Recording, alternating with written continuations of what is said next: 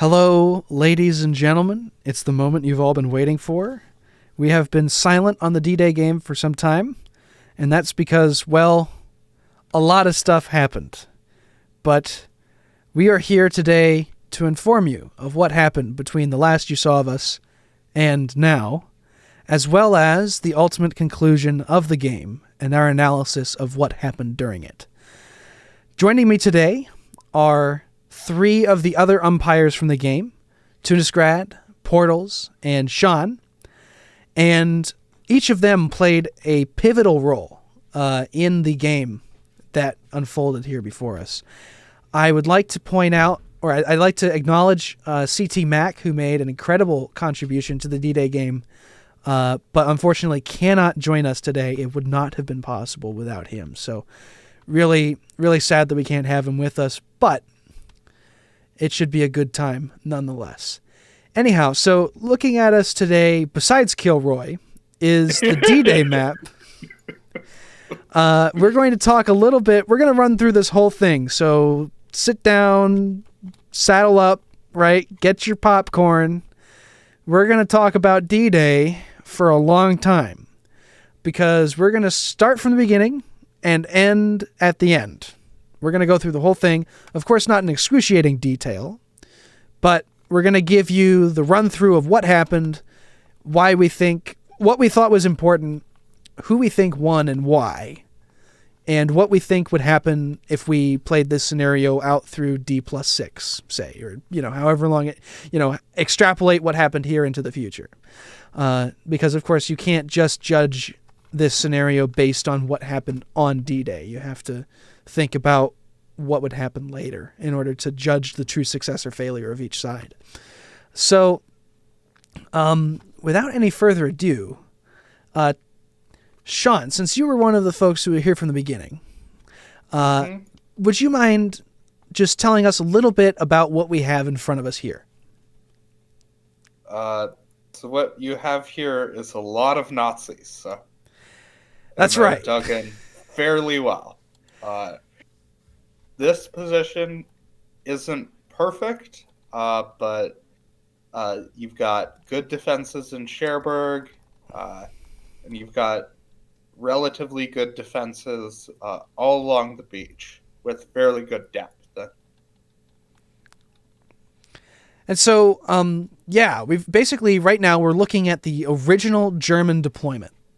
So this would be back in, I guess, April is when they submitted this. Jesus Christ. Yeah. Good. It's October for reference. And you can see that basically we've got 4 different formations and elements of a fifth deployed on this map here. So we've got pride of place right in the middle, the 352nd Infantry Division guarding what was Utah Beach. In our game, it's Ohio Beach and Helena Beach. Because the players wanted to be different. That's right. They wanted to be creative, God forbid. Then we also have the 91st Luftlandedivision Division here, kind of in a reserve position, but also guarding some of the beaches and Carentan. So 6th Fallschirmjäger Regiment here guarding an important link between the rest of Normandy and the Cotentin Peninsula here in Cherbourg. So they have an important job.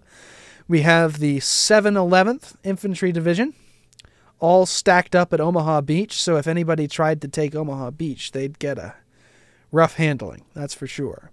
So that was the 711th. We've got elements of the 243rd Infantry Division, who are, for the most part, on the Caen map. And then we have elements of the 709th Infantry Division up here.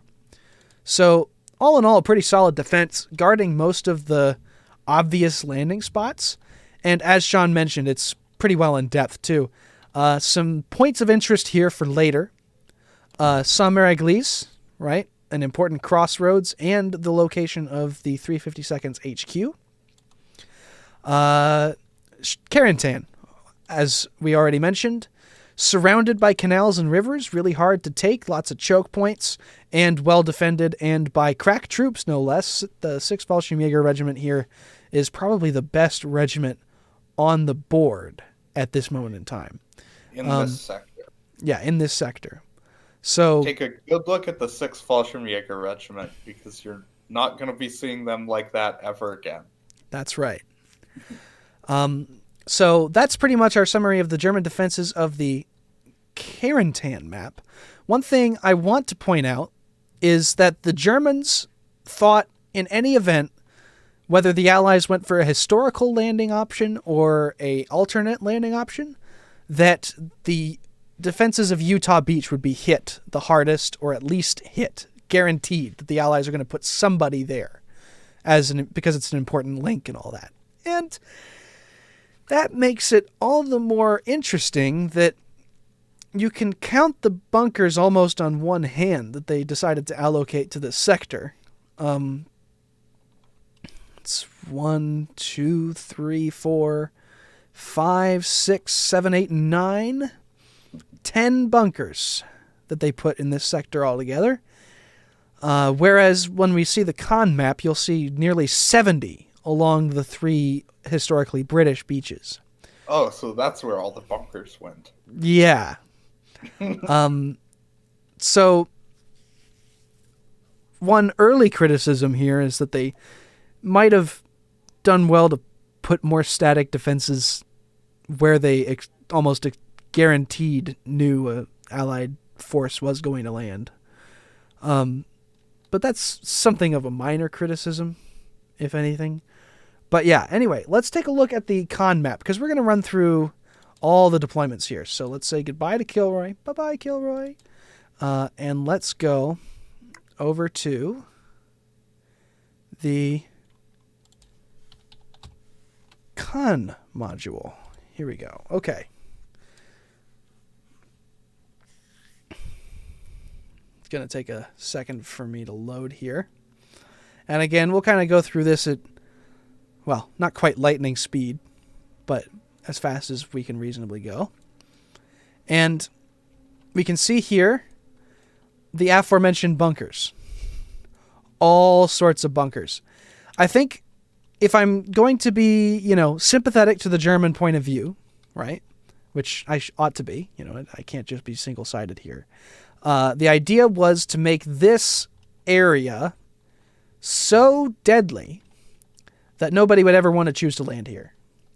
And well, they certainly accomplished that, because as we'll see, the Allies ended up never, even from the beginning, having an idea of landing forces here on these beaches. So did a pretty good job. And yeah, we've got, again, elements of the 243rd carrying over from the Carentan map. And then we've got the 716th Infantry Division along the beaches here, which would have been historically Juno and Sword beaches. And then we have the 21st Panzer Division in and around Caen. This is kind of the Germans' mobile reserve, probably their deadliest overall combat unit in terms of its size and its experience and what it has within it. Being a panzer division, there's lots of tanks, mostly medium tanks. I don't think there's any heavy tanks, but there's some assault guns. There's some anti-aircraft tanks as well, I believe. So a pretty strong formation. So this is kind of, if you were to ask the Allied commanders which division they were worried about, almost 100% of the time, you're going to hear 21st Panzer. And so with them in Caen, that's another reason why the Allies would never want to land here, because they'd just be able to sally out of there and crush them against the beach or something like that. So that's what Caen's looking like. And again, so some important locations. Of course, the city of Caen itself, defended by 21st Panzer. The Benouville Bridge, historically known as Pegasus Bridge, defended out the wazoo. Will end up never getting attacked, but that's beside the point. They didn't know that was going to happen. And then Bayeux, another important crossroads, defended pretty well. But of course, because of the nature of the Allied plan, it never ended up being attacked. So those are some important areas. Another one, but didn't really come into play much, the crossroads of Villers-Bocage. That's really the main crossroads in between the area of Caen and the area of Saint-Lô. And if the Allies had done something here, like bombed it or something, I don't know, that could have been interesting. Could have slowed down the 21st Panzer, because that ended up being where they passed through on their way to Saint-Lô. That's spoilers, though, for later. So let's move on now. Let's go a little... Sorry, go. Yeah, I would just... I would say that fortifying this area makes a lot of sense. I would say, it's... if the Allies can land a lot of forces here, it's flat ground, But I would also say that given how heavily fortified it is, I would... Caen is certainly not where I would put my mobile reserves. It's not particularly central for the battle space that we have, and it's... it makes this ridiculously strong, but, I might have put them, on the Cherbourg map or in Saint-Lô, Yeah, and the Germans might argue back saying that, well, we weren't allowed to put it anywhere else. But actually, I told them before the game that 21st Panzer, they could put it anywhere, and that they didn't have to ask, say, the Fuhrer for permission to move it. But for whatever reason, they had it in their heads that they needed to, and so we just rolled with it. If they were asking the Fuhrer for permission, he was still sleeping. So it didn't happen until later in the day. But they could have started it moving pretty early on, and they could have put it somewhere else too. But yeah. So that's just kind of an interesting note. Maybe I should have been clear about that, but yeah. Yeah, I think also Rommel would probably be the one guy who could ask for forgiveness from Hitler and get away with it. That's true. Yeah, until July. Then that would be a problem. Until Hitler suspects him of being a traitor. That's right. So anyhow, let's move now to the West Cotentin module and take a look at what forces we have there. This is going to be right west of that original Carentan map we were looking at the start. So you can see Cherbourg, or the outskirts of Cherbourg, right here. And Tunis, since this was kind of your turf, would you mind talking a little bit about what the German defenses here looked like? So this was the other portion of the 709th Static Infantry Division. And there are two regiments here on the west coast of the Cotentin Peninsula, and then a little sliver of the 729th Regiment, just on the outskirts of Cherbourg. And one little note that I thought was interesting was a lot of these regiments here were staffed and manned with POWs captured from the Eastern Front. The Russians and Ukrainians, stuff like that, shipped over here. And it was kind of a way of getting out of being in a prison camp. But these were certainly not crack soldiers by any stretch of the imagination. But they did deploy several bunkers on the beaches, and I don't know if the Germans were expecting landings here, but I know that very quickly they realized that this was going to become a central part of the Allied attack plan. Yeah, for sure. Yeah, and you can see that they're spread pretty thin overall. Oh yeah. Yeah. But we'll see actually that some of these bunkers that they put down in pretty good positions actually ended up giving the Allies a lot of worries, especially during the planning phase. They were quite worried about a few of these bunkers, and worried that this could turn into an Omaha Beach type situation, which thankfully for them it didn't, but could have gone either way, really. The Allies certainly used a lot of naval gunfire to make sure that wasn't the case. Yes, they concentrated a lot of resources on not a lot of Germans. That's for sure. All right, and then we've got one last area to take a look at here. And that is kind of Sean's purview here. So let's load up the St. Lo sector here. And let's have, in just a moment here, once he loads, let's have Sean kind of give us a tour of the defenses of the 3rd Fallschirmjäger Division. Okay. So this is basically oriented from north to south. You have the 5th Fallschirmjäger Regiment around the town of Lassay, and a bit further south from that.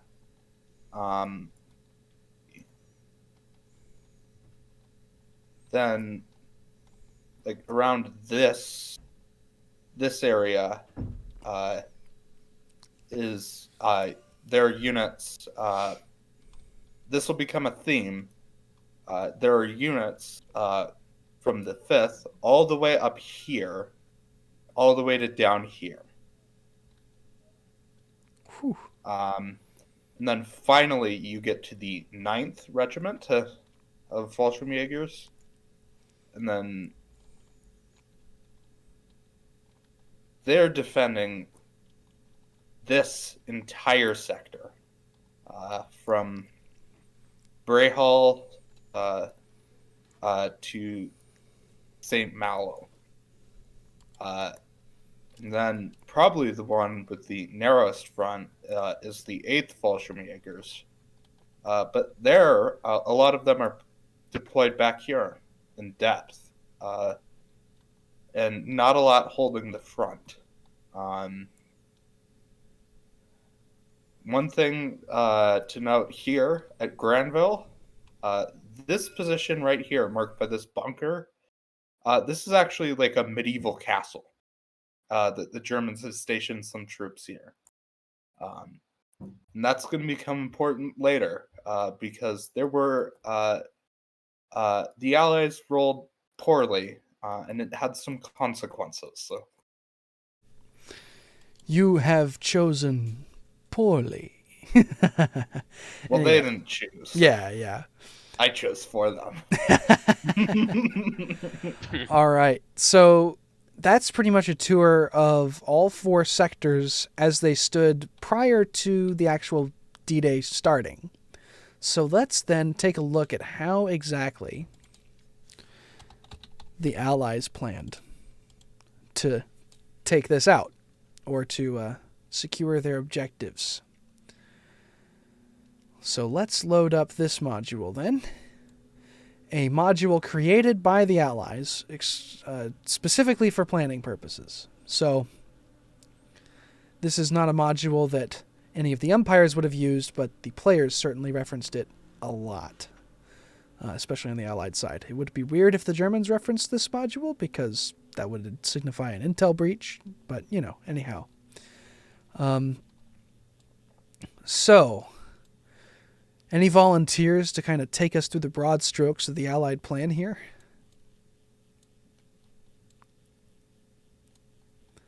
I'll take that silence as I'm going to have to do it. All right. I volunteer Carter to do it. Yeah, perfect. I wasn't here for this part. Oh man, was I the only one here? Okay. All right, so Ike decided, and we'll actually air our interview with Ike soon enough. Ike decided that he didn't want to attack the beaches the historical way. He thought that would be too predictable. The Germans would have concentrated their forces against those beaches, and thus it would turn into even more of a slaughter than Omaha Beach was historically, across the whole front there. So instead, they decided to launch a pincer attack on both sides of the Cotentin Peninsula, with the idea being something of a coup de main on Cherbourg, trying to take it on day 1 or at the very latest day 2, to secure that as a port to land supplies, and thus fuel their operation as they try and break out and expand. The Americans landing on the eastern side of the Cotentin Peninsula, 5th Corps at Ohio Beach and 7th Corps at Helena Beach. The idea being that they're going to move towards some key objectives, mainly Carentan in the south, an important crossroads. The bridges over the Vire River near Isigny. They were going to try and capture those. Saint-Mary-Église, another important crossroads on Route N13 there between Carentan and Valognes. They also were going to try and secure Montaubourg, Valognes, and Quetehue in the north. So all this part of the American battle plan here. They were going to land 2 airborne divisions, the 82nd and the 101st. The 82nd is going to land on the east side of Carentan and trying to secure those Vire River bridges as well as the city of Carentan itself. And the 101st is going to land on the north side of Carentan, secure Saint-Mary-Église, link up with the beaches, and pressure Carentan from the north, as well as perhaps launch a flanking attack on it from the west if they can manage that. That's the American side of things. The British, their 2 corps, I Corps, or 1st Corps, with two divisions, one the 6th Airborne, the other being 49th Infantry Division. 6th Airborne is landing near Les Pieux, like Pepe Les Pieux, they're going to try and secure that area behind the lines and establish a link up with the beach designated by them as Kite B. And Kite B is going to be secured itself by the 2 Commando brigades, the 4th Special Service Brigade and the 1st Special Service Brigade. If you're a fan of the movie The Longest Day, you'll recognize Simon Fraser as the Lord Lovett, the mad lad who landed on Sword Beach with the bagpipes and went to go link up with the paratroopers at the Benouville Bridge. So that's kind of a famous personality there. Anyhow, Kite B secured by the Commandos with help from the Airborne, and Kite A secured by the 49th Infantry Division. Then the whole corps, the 49th moving due east as part of kind of a supporting the flank, and then the 6th Airborne and the Commandos moving northeast in kind of a straight line towards Cherbourg. The idea, just make a punch right for it. See if they can get to Cherbourg on day 1 and then maybe take it on day 2. And they'll end up doing pretty well and accomplishing most of their objectives there. Of course, as we discussed earlier, not many German troops in the area. The Allies mistakenly believe that the 3rd Fallschirmjäger Division is actually guarding this area instead of where it was in the actual game, guarding the St. Lo sector. So they thought they might be facing stiffer resistance than they actually ended up getting. So that's I Corps. And then the largest corps in the game, 5 divisions in total, is 30 Corps, commanded by Bucknall, or Dave Pumphouse. We actually interviewed him as well. His interview should be coming out soon as well. I want to be there for that. So basically the idea here is 30 Corps is going to be the main exploitation force. So obviously if they just went for a very narrow front, just trying to snipe off the Cotentin Peninsula, there's a big danger that the Germans could just seal the bottle, so to speak, put a cork in it. Just prevent the Allies from breaking out. And so 30 Corps is going to attack on a wide front, 5 divisions along the entirety of the St. Lo sector. Try and secure St. Lo, if not on day 1, then on day 2. Secure some important river crossings to allow for further exploitation later. And then generally just extend the line beyond the point where the Germans can defend it easily, right? So force the door open, and basically jamming their foot in the door, keeping it open, right? That's the idea. So that's generally what they're going to do. And 30 Corps is going to try and link up on day one with the Americans somewhere west of Carentan. Which won't end up happening. But that's beside the point. That's pretty much what the plan was. And before we move on to kind of the execution of it, right, I want to get By the way, your thoughts on it. I would just like to point out that the Allies have Rommel's HQ marked as probably off map, which did not end up being the case. Yeah. Yes. Yeah. Our Rommel elected to be on the map. Yes. Which of course he did, but anyhow. Yeah. I don't know. Did you pay TAC to roleplay as Rommel? There was no exchange of money involved. Okay. Only an IOU handed over, which might be worth more than a few bucks. But anyhow. Yeah. So one thing that I would like to point out is that there are 3 British divisions landing in 30 Corps in the first wave. They roughly correspond to 3 regiments of 3rd Fallschirmjäger Division. That is what I was referring to when I was talking about how overextended 3rd Fallschirmjäger's position is. The front the British are attacking on is about 60 kilometers. And one division is spread out to defend all that. And it just couldn't possibly have done it. There will be some mistakes that certain 3rd Fallschirmjäger players make, but it won't. But it wouldn't have mattered because there's no way they could have stopped or really significantly slowed the British. Mm-hmm. Yeah, and before we move on to kind of our narrative here of what happened in the battle, we're going to be hard on a lot of the players. There's going to be some scathing critique because we've had some bones to pick for a while now. But of course, us umpires, we aren't entirely unculpable ourselves. I for one, for as good as the game ended up being, I made a lot of mistakes, especially early on. So, I want to point those out for you all now as kind of a, look at don't point out the speck in your neighbor's eye when you have a log wedged in yours. For one thing, I got the orders of battle wrong. All the historical divisions that participated in D-Day are represented on this map.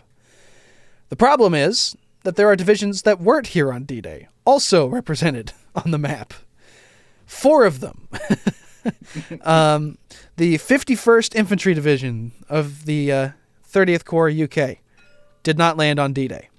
It landed on D+2, D+3. I'm not quite sure, but it was later on. It was a follow-on unit. That's a mistake. The 7th Armored Division. Only a few minor elements of it landed on D-Day. Most of it landed later. So that, again, mistake on my part. The 49th Infantry Division did not land on D-Day. Not at all. It was later, days later. It was a follow-on unit. The 3rd Fallschirmjäger Division, that poor division, was not present in Normandy on D-Day. It got there on the 10th of June, I believe, or the 11th. So, yeah. That's 4 divisions. 4 entire divisions that should not have been here. Also, as far as the American units go,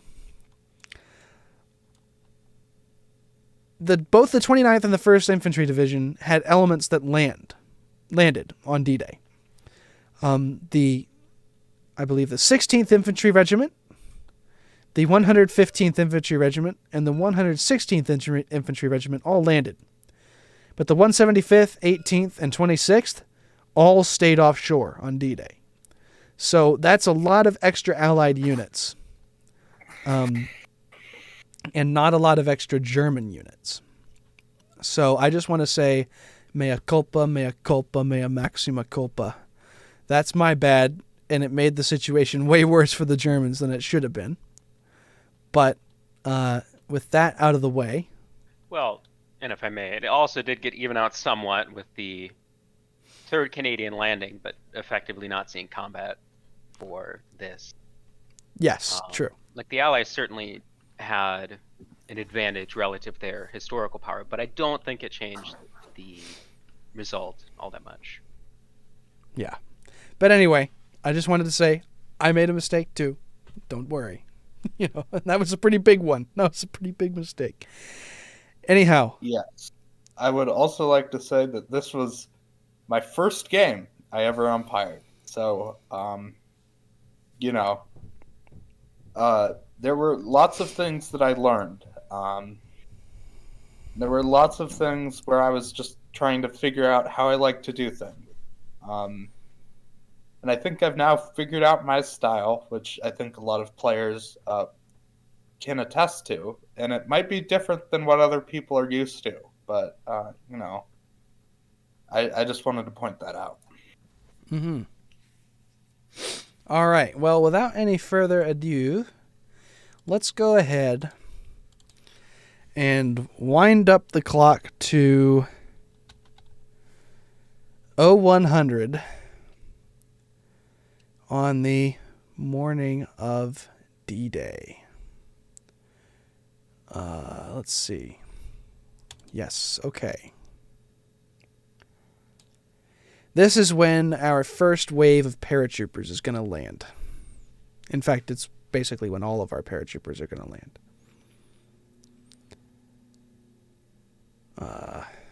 Wait for this to load. So, just give it a second here. Portals, I forget, were you here that first day? Where we were umpiring this, or? I think I was here the first day, and then I skipped until the 8 o'clock update. Okay. Something like that. Well, then you might be able to provide some color commentary for us on this, but I'll generally say, the results of the airborne drop are pretty much visually evident. You can take a look. They're pretty well scattered. Maybe not scattered all to hell as much as they were on D-Day, but I do want to kind of give kudos to Justin, Crises, as you may know him, who had the idea, I had the kind of concept down, and then he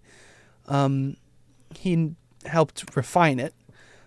We did the paradrops not on a random table, but on a probability curve, right? So it was we did it on a standard distribution, right?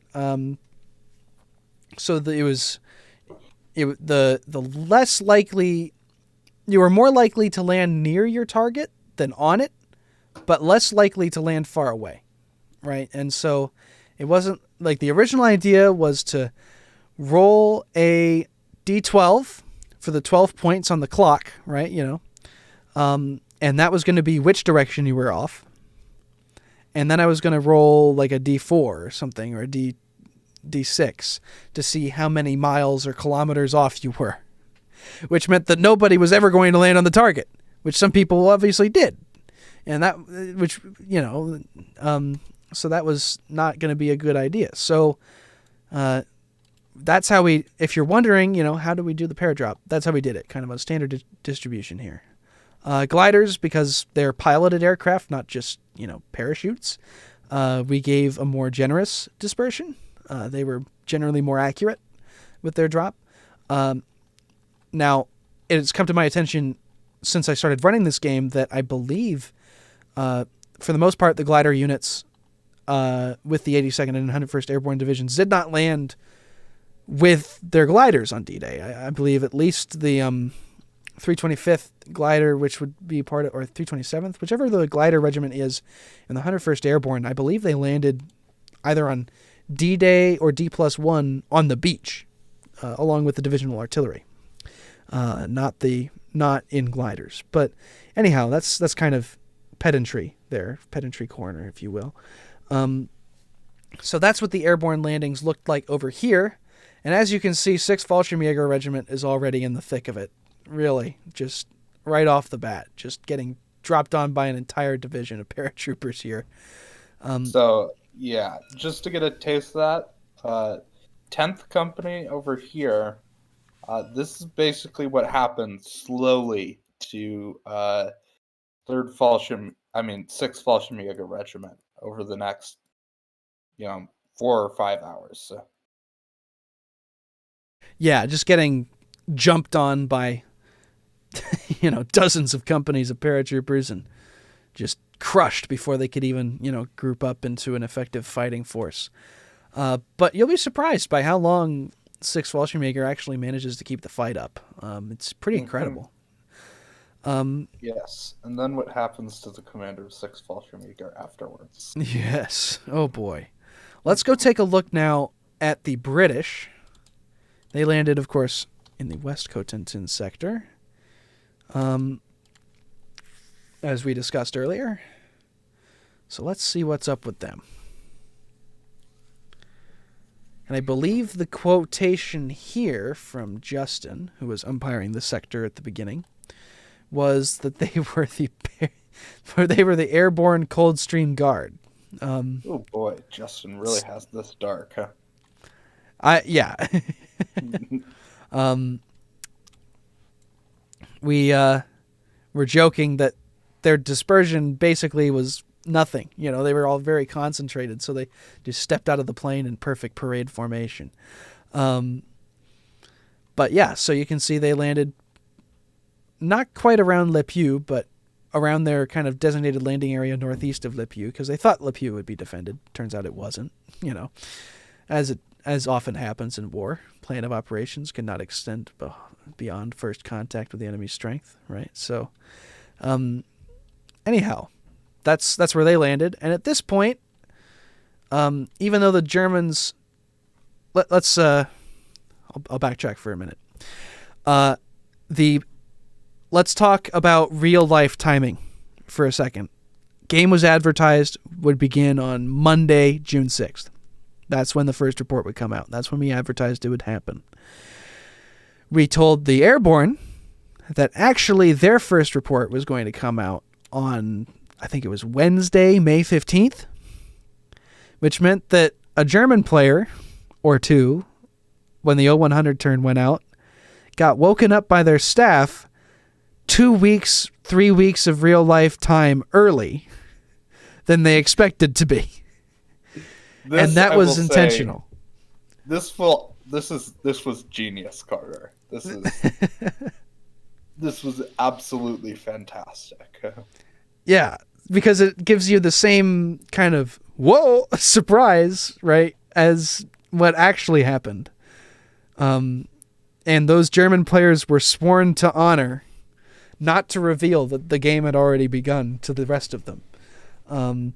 And well, the rest of them didn't find out until they got woken up by somebody. Pretty much by the time the main assault waves started landing on the beaches, pretty much all the Germans were awake, except for a couple. But, yeah. No, it's, that was, I will say, that's probably the thing I am proudest about with the game, is simulating that kind of surprise. Whoa! But yeah, anyway, let's move on to kind of our next report here. So 0200. I will say the Germans were also pretty good about not over metaing it and being getting on the radio and wake up everybody right now. Because yes. Obviously they know what's going to happen. Yeah, they were good sports about it. Yeah, this was not a D-Day game. This was a D-Day game, not an Allied Commando raid game. Right. Yeah, they knew what was happening. That would have been the ultimate bluff, is if I said, okay, this is a Commando game. No. Ignore the 100 people in the server. Yeah, that would have been hard to pull off. Have to make that your next project. Right. Anyhow, so you can see after an hour, the 82nd has gathered up into its battalions, if not its regiments, and is starting to move around, trying to find itself in the dark, move into objectives, that kind of deal. But also, 6th Fallschirmjägers starting to gather itself up at least a little. The Allies are already knocking on the door of Carentan at 0200, but as we'll find out, it will take a lot longer for them to actually secure Carentan than perhaps most of them would have thought at this point. 101st Airborne, some of them actually landed right on top of Saint-Mère-Église. Otto, the 352nd Division commander, was actually there and was hurriedly woken up by his staff and rushed to safety. We rolled for it. He didn't get captured. He narrowly avoided it. And so now there's a battalion of paratroopers sitting in Saint-Mère-Église defending it, trying to secure what intel they can from the divisional HQ, while they're being counterattacked by the Fusilier battalion of the division. So, all in all, kind of hectic right now in Saint-Mère-Église, but elsewhere seems to be going pretty well. The rest of the paratroopers are just finding their way to where they were supposed to be from the start. So yeah, all in all, pretty good. Not too much to really complain about over here. Let's go over to 0200 in the West Cotentin, just see how the British were doing at that time. And again, guys, if you want to jump in with kind of commentary or your thoughts, just interrupt me. I don't care. So you can see the British setup here. They've pretty much all coalesced around their brigade HQs and are getting ready to move on their objectives, or already starting to move on their objectives in some areas. The Germans have got their mobile reaction forces, mobile in air quotes. They were kind of walking around, really. Because this is the static division. Right. And so they're actually they're making a counterattack toward Les Pieux with a battalion right now. They're assault battalion, so pretty decent troops, comparatively speaking. And then they're actually setting up a defensive line up here with their Pioneer battalion. And the British, because they think they're facing an entire division as opposed to 2 regiments, are actually deathly afraid of getting attacked. And so you'll see that attacks by very small numbers of German troops managed to stall Allied advances for hours. As they kind of... It's a case of the boys versus the toys, you know. The Germans are happy to throw men at a problem, generally speaking, in this game, whereas the Allies are kind of like, oh, looks like there's Germans there. Hold up, boys, we got to call in the artillery support, right? You know, so there's a lot of that going on. So that's pretty much what's going on over here in the West Cotentin. Any thoughts before I move on to... Yeah. You should... I wasn't there for this, but you explained it to me later, and it was very funny, where the player was like, called like a battalion and was like, surround this town, but do not attack it yet. And they were like, but we're in the town. Yes, that did happen. They were not expecting Les Pieux to fall without a fight. So they're like, yeah, surround the town, right? Cordon them off, you know, we'll attack it later. And then the battalion commander had to meekly report back to his brigade commander, sir, we already captured the town. Yeah, that happened more than once, though I can't remember many specific instances of it happening, but this is one for sure. So, yeah, fun stuff there. So, anyhow, let's move on now to 0300. I only have the Cherbourg save for this. I don't know if anyone has the West Cotentin save. Probably not. Justin's probably the one with it, but oh well. We're gonna be getting all the saves and like releasing them as a package, right?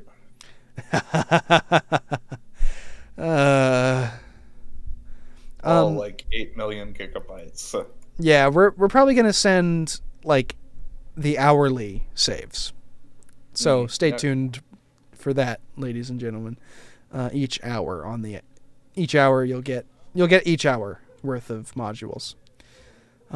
So you can see 82nd Airborne secured the Veer River bridges pretty much without a fight. And there's not much really to prevent them from staying there at the moment. But you can see that 6th Fallschirmjäger, the 82nd didn't think there was anyone on the beaches, I guess. And so they started moving south. And then all of a sudden, 4 of their companies slam into a battalion. And that's not looking good for the 82nd Airborne at this point. So already 6th Fallschirmjäger taking advantage of a classic rule of warfare, the idea of local superiority or defeat in detail. So some pretty classic plays here. While the majority of the division, it seems, sits around these bridges, this one company is getting slammed. Or this one battalion, I guess you'd call it. Meanwhile, the battle for Cherbourg is raging. Allied artillery, the airborne artillery, is... The Cherbourg cratering project. Sorry, not Cherbourg, Carentan. Carentan. They're shelling it. The 6th Fallschirmjäger is setting up a desperate defense of the town. The Allied paratroopers are trying to press across the bridges. There was this battalion under the personal command of Ekman that landed back down here and then tried to move on the flank, and so they're trying to move in there. But this company of tanks here, which was posted west, it's a training company, but it's still a company of tanks. Part of the 91st Infantry Division is about to cause some trouble and really catch the Allies by surprise. Tanks already? Was 21st Panzer Division here? No, it's just a separate armored formation. But this would be kind of the first instance of not quite tiger fear, right? The tiger phobia, as a lot of people call it, right?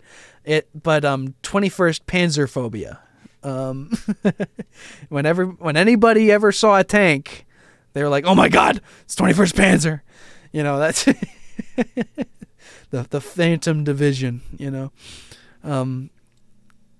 Of course, some people did end up seeing 21st Panzer, but that was, anyhow, that's kind of our first instance of that. Yeah, that was the thing, and that was more anticlimactic than I had hoped. Meanwhile, I would just like to, before we move on, I would like to point out here in Carentan, I was giving reports for one of the players here, and I remember taking the screenshot, and then I was like, oh, I can't see anything in that screenshot, and I can hover over and I can highlight all the units and figure out what's going on. I know what the player's report is going to be. You can't see shit. Yeah. There's just smoke.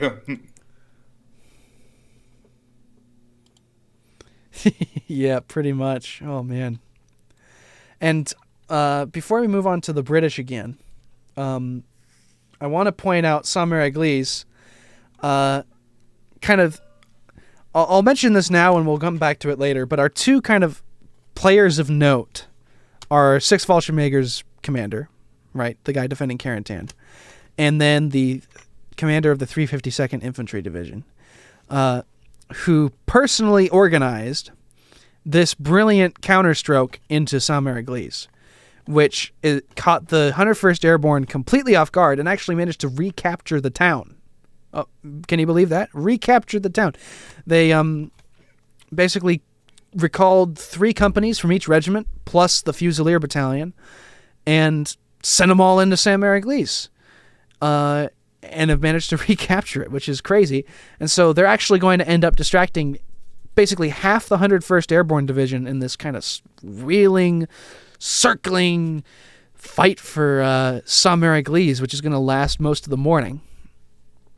And I'd like to point out that I'll get to that in a minute. Yeah. So that's going to prevent 101st from accomplishing many of their main objectives until later in the day. But yes, it is of note here. Why is there another tank company here? Right? So, second instance of panzerphobia. Right? 21st panzerphobia right at the same time as we get our first. And that's because the Corps commander, Sam Miller, he's somewhat famous around here. His HQ is up here, but he decided that once he got radio reports of fighting down in Carentan, he wanted to go see it himself.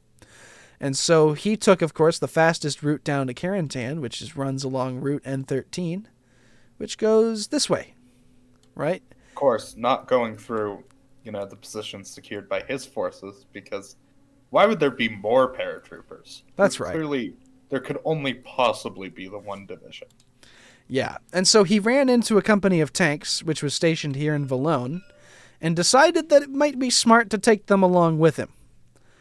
And turns out he was right, because all of a sudden he ran smack dab in the middle of some paratroopers, and decided to lead a panzer attack, personally, as the Corps commander. And, well, it worked pretty well, as you can see, and helped materially contributed to the resecuring of Saint-Mary-Église. But yeah, the Corps commander personally leading tanks into battle. You don't really hear about that in World War II until you start getting into the last desperate stages there. So, and that's when a corps really is the size of like a battalion, it's just a paper formation. But yeah, other than that, 101st Airborne kind of maneuvering into a couple positions here, trying to form up and start moving out for their objectives. And that's pretty much that. I'm going to see if I've got 0330. Yeah, for West Cotentin. Oh, yeah, 03. I don't have 0300 for West Cotentin, yeah. So I'm going to get into one of my favorite incidents in the paratrooper game. Yeah, so Lighter. British paratroopers have kind of secured their lines here. The Germans have also managed to set up a ad hoc defensive position here. And the British aren't really going to be too aggressive against it, even though they outnumber the Germans by a lot. Same thing kind of goes for here. The German pioneers blew up the bridges across this creek here, so the British are sending a battalion around each flank, trying to cut them off. And so that's taken time, but they're already, only a few miles from Cherbourg this early on, which is kind of crazy to think about. And you can see offshore assembling are the two Commando brigades. And so they're going to land at 0400. Speaking of which, let's go ahead and go to 400.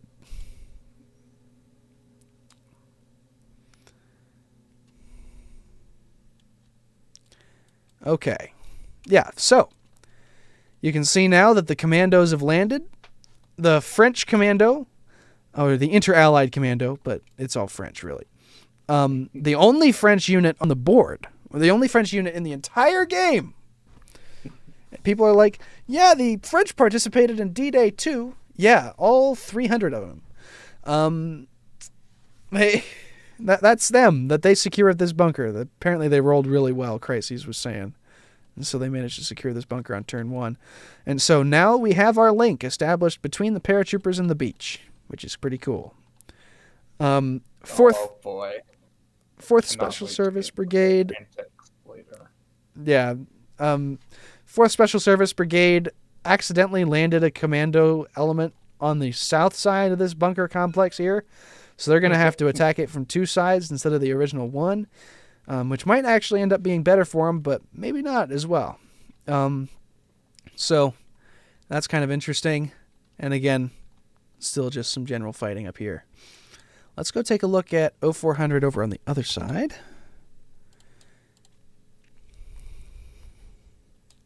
And see what's going on with the Americans.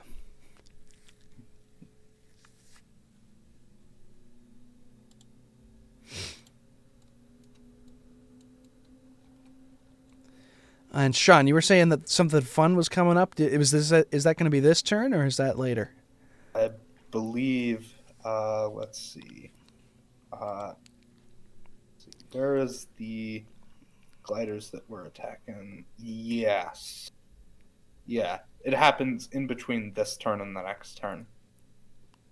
Ah, okay. All right.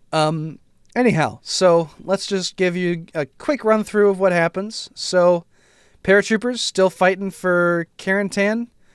It's actually kind of nobody's in it at this point. The Germans have evacuated it, but the paratroopers can't push in because of the artillery fire. So, right now, Carentan is in no man's land. Bridges, still pretty secure.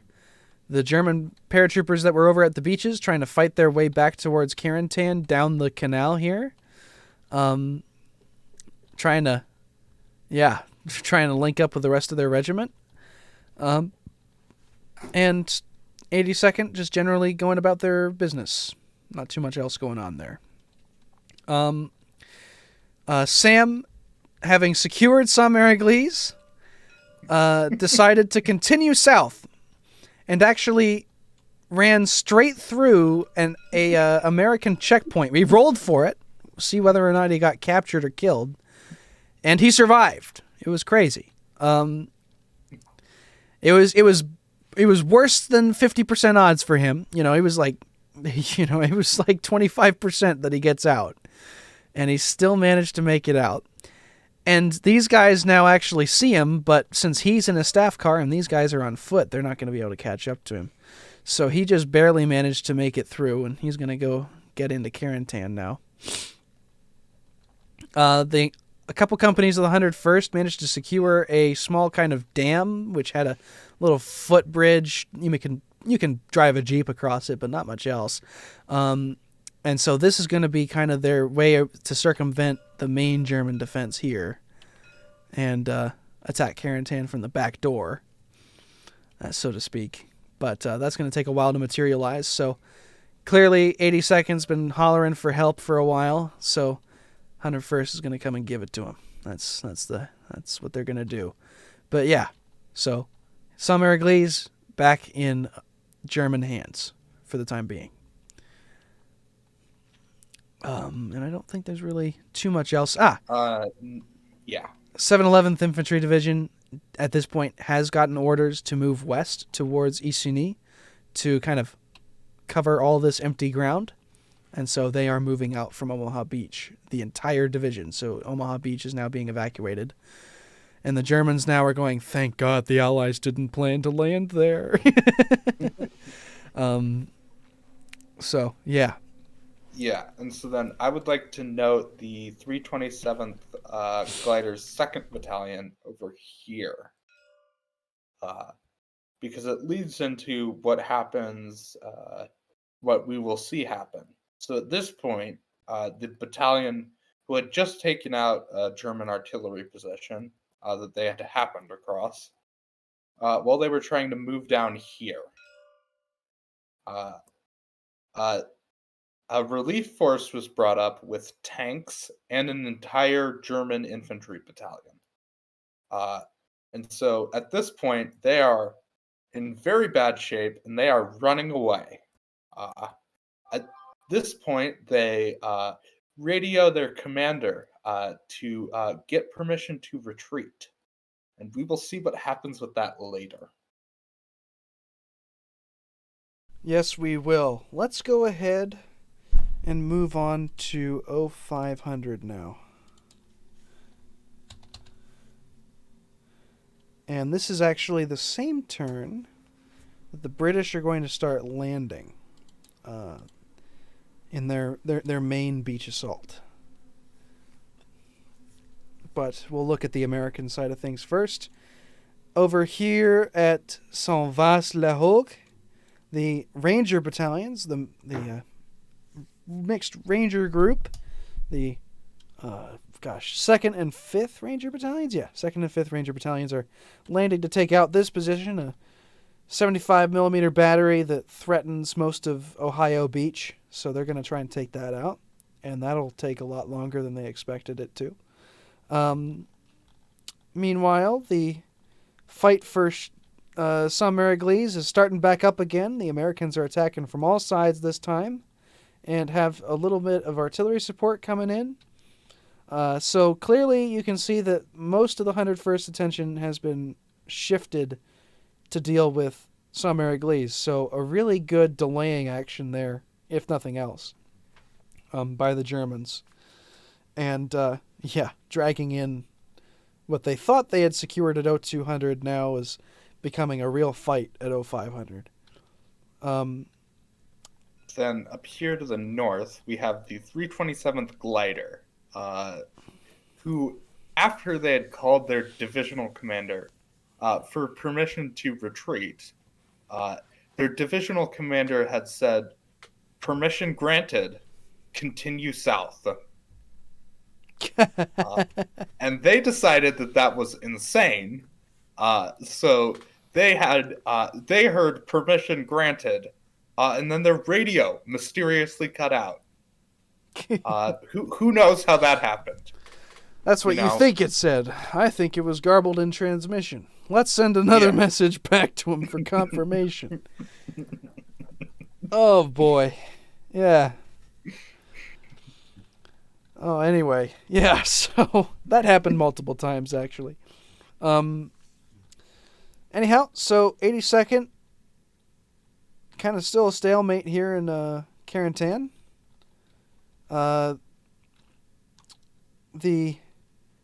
Germans are still trying to fight their way back into Carentan here. I don't know where their companies went. I think they kind of got destroyed, actually. Yes, and this is where the legend of the Ninth Company begins. Yes, that's true. That's true. They are going to have a bloodlust after this, that's for sure. So by this point now, more than half of 6th Fallschirmjäger Regiment has gone to meet its maker. Yet they're still going to continue putting up one hell of a fight. And now not only the division commander is personally watching 6th Fallschirmjäger fend off this force, but the corps commander as well. So we'll continue to watch his career with great interest. Let me pull up that co-location channel so I can quote it when the time comes. Yeah. But that's pretty speaking much of the 6th Fallschirmjäger Regiment, you can actually see up here in the top of the map all of the companies that have been destroyed so far and all of the artillery batteries. And it's mostly 6th Fallschirmjäger. Yeah. 6th Fallschirmjäger, 6th Fallschirmjäger, 6th Fallschirmjäger, 6, 6, 6, attached to 6th. Most of these artillery batteries were attached to the 6th Fallschirmjäger Regiment. These are the ones the paratroopers basically landed on, right? Yeah. So, yeah. So, poor guy. Whew. Anyhow, let's go take a look at what the British are doing at 0500. And then after 0600, boys, I think we're going to kind of do every 2 hours or turns that we think are important. So that we don't spend all night talking about this, because we easily could. Oh, yeah.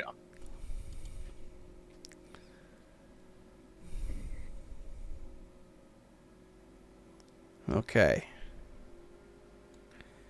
Here's what West Cotentin looks like. 49th Infantry Division. Their first wave is landing on the beach, contested by the German forces there. Commandos attacking this bunker complex here. The paratroopers starting to make their main drive against the Germans. And yeah, that's pretty much it, really. Pioneers are still delaying this brigade up here. They've been up here for like 3-4 hours trying to dislodge these pioneers and haven't been able to do it successfully. So, yeah. That's pretty much it there. This is 0600, you said? 0600, that's right. Yeah. This is an interesting... our 0500. 0500, okay. Well, still, this is an interesting time period, just because this is around the time that I came in. Not as an umpire, but as a player. And I I was one of the regiment commanders in the West Cotentin, and I came in to replace somebody. The landings must have short-circuited his brain, as it must have done historically to some of the commanders there in Normandy, thinking, oh, this would be an easy deployment, and I could see a lot of action. Obviously, in this game, not expecting to see anything in the West Cotentin region up at the tip of the peninsula, and I come in and see there's small arms fire coming from just a mile away, and then I get a report that it's British, and I actually had to look up. Did the Brits land commandos on the western part of the peninsula? And that's when I realized that, oh, interesting. This is a little different than what happened historically. Yeah. Oh, man. Yeah, that's for sure. That's for sure. And so just looking at the St. Lo map here, you can see all the British landing their first wave. For the actual landings on the beaches, we did kind of a similar thing to what we did with the paratroopers. It wasn't on a standard distribution, but we essentially rolled a D8 where if you landed on kind of a 3, or if you landed on like a 4 or 5, you were on target, and then each one you were off in either side, either up or down, meant that you were off by that many kilometers. And that's kind of what we did. So that's how we simulated the drift, which was cool. Since this is my sector, there's a couple things that I would like to point out. One, the 50th Division here in the center, you can look at the absurd length of the beach that they've landed on. The shortest part is 3 kilometers long. Over here, it's 4. And that is going to factor in because these units landed intermingled. But because of just how stupidly long this beach is, they had time to reorganize into their proper battalions. This is actually different units from 2 different brigades.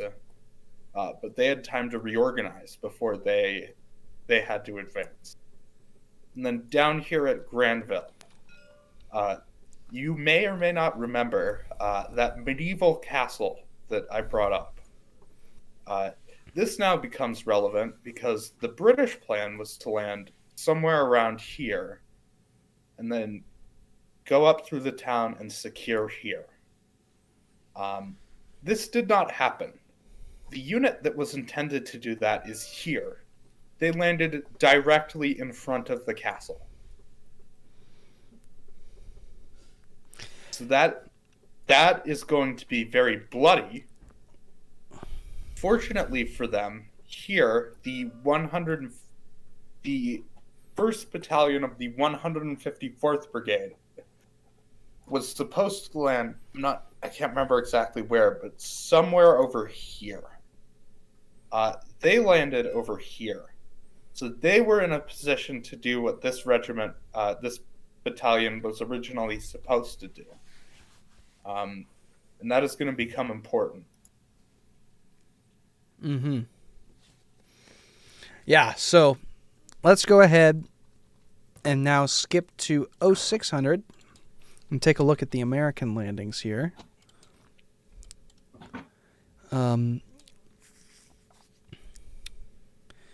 And after we go through what the landings looked like at 0600, we'll move to looking at every 2 hours.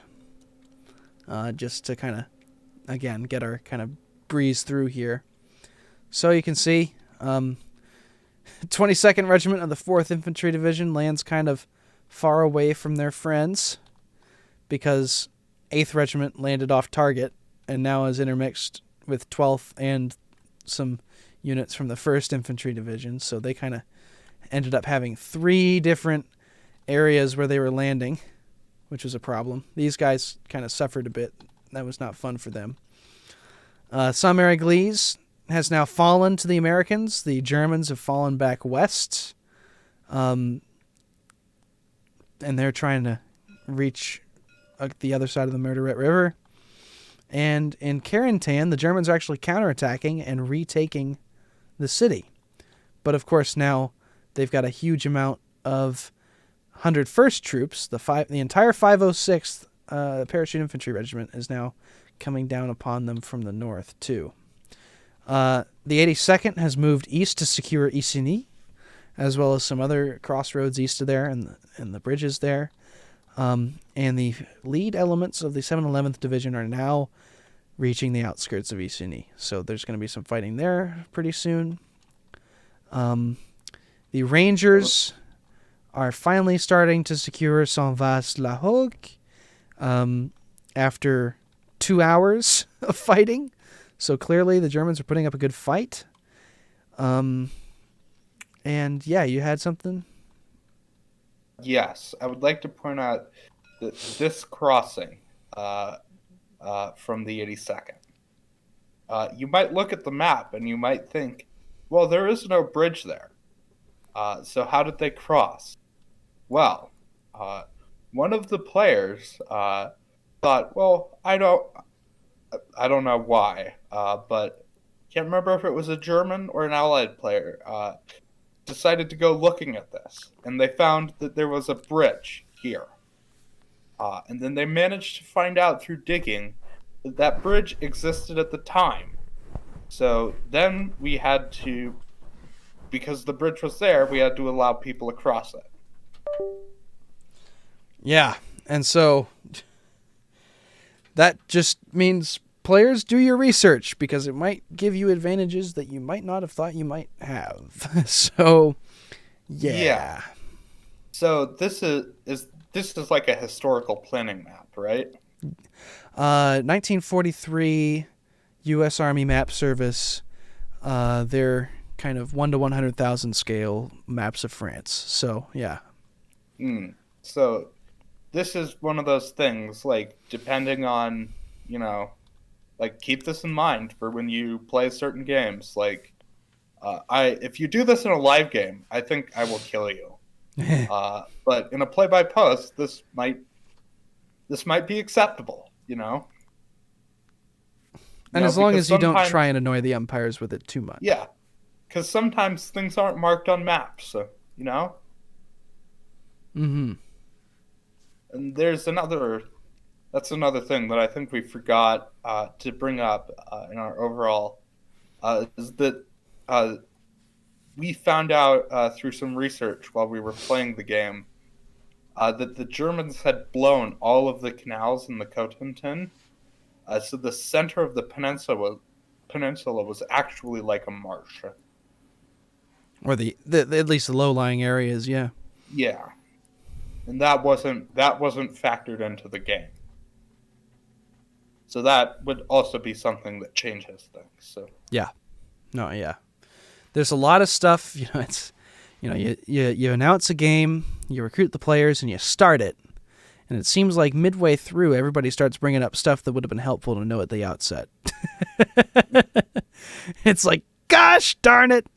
It's like, especially with an event as big as D-Day, it takes the guys who, write books about it years to do all the research for that, and we planned this in just a month or two. So yes, we didn't. I would also like to point out, here in Carentan, Sam Miller gets the idea in his head. I don't know where he got it from. He gets the idea that the commander of 6th Fallschirmjäger abandoned his troops.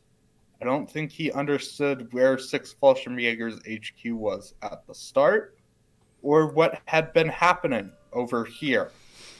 But he gets it in his head that 6th Fallschirmjäger abandoned his troops over here. And that is why they are all dead. Mm-hmm. Yeah. This will be important later.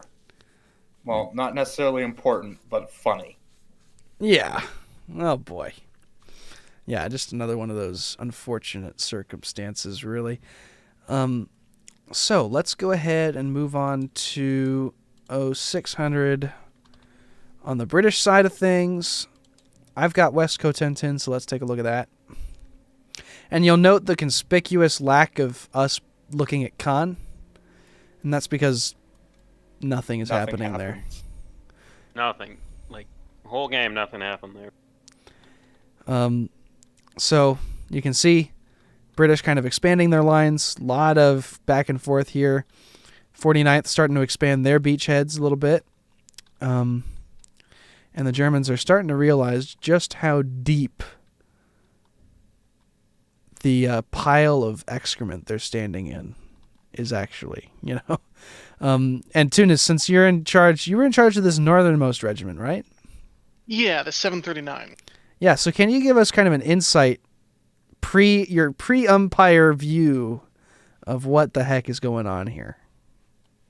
So this is after I took over, and my predecessor had been keeping everybody on the beach. I decided that was probably not the best idea, and I was going to move everybody south. But it seemed... I don't remember if I knew just what was down there, but I knew... I think the report was it was at least a regiment, maybe two, certainly not a whole corps, as it turned out to be. But I was aware of these pioneers here.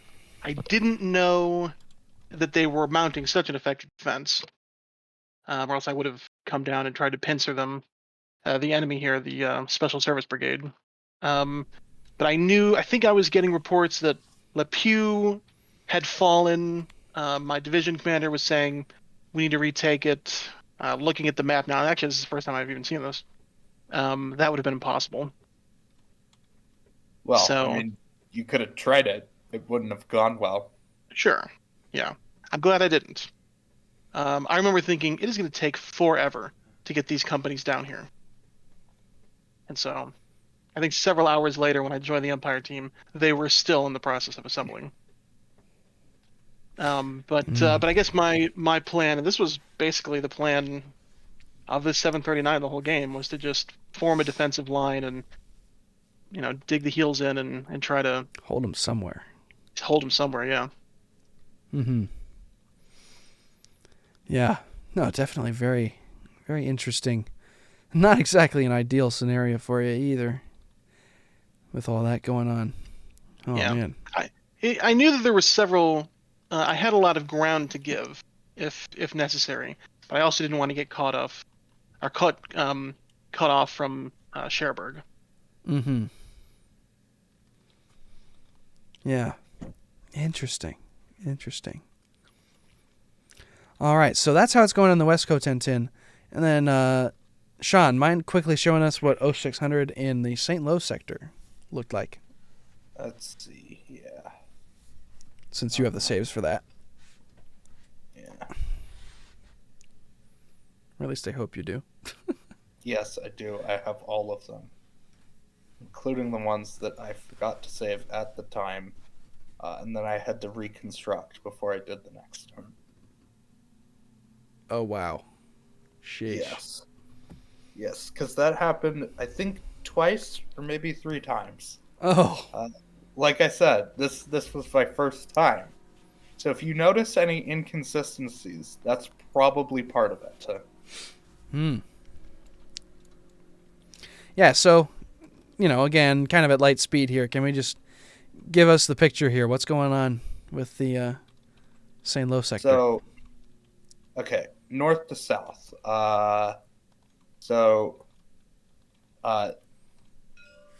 The 8th Brigade over here is still struggling to eject these two German companies from this bunker complex.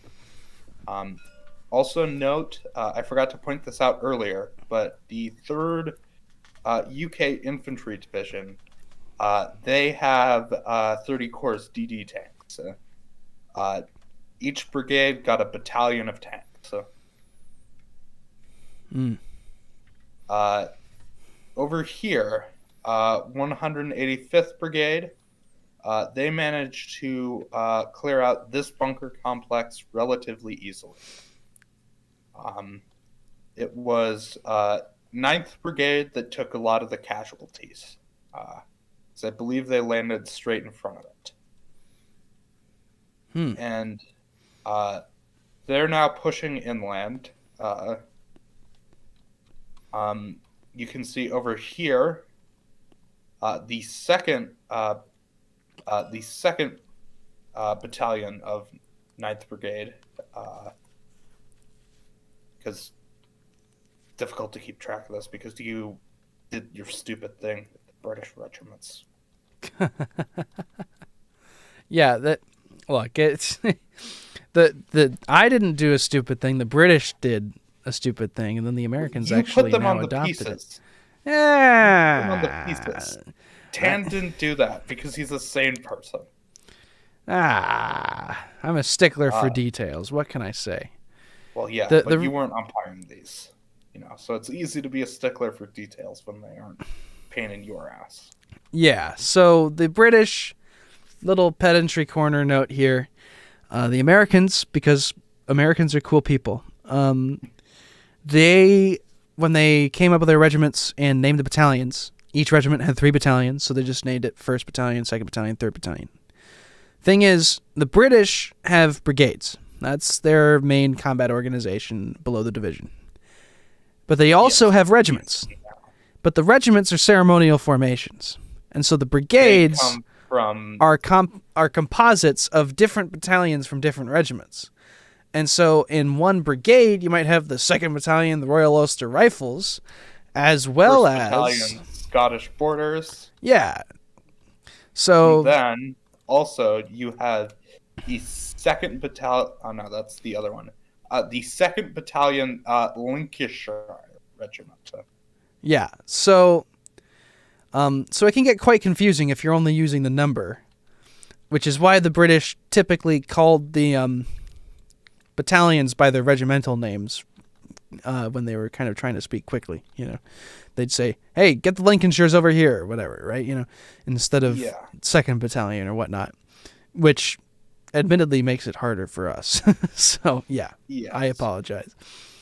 I will point out that this is a similar system.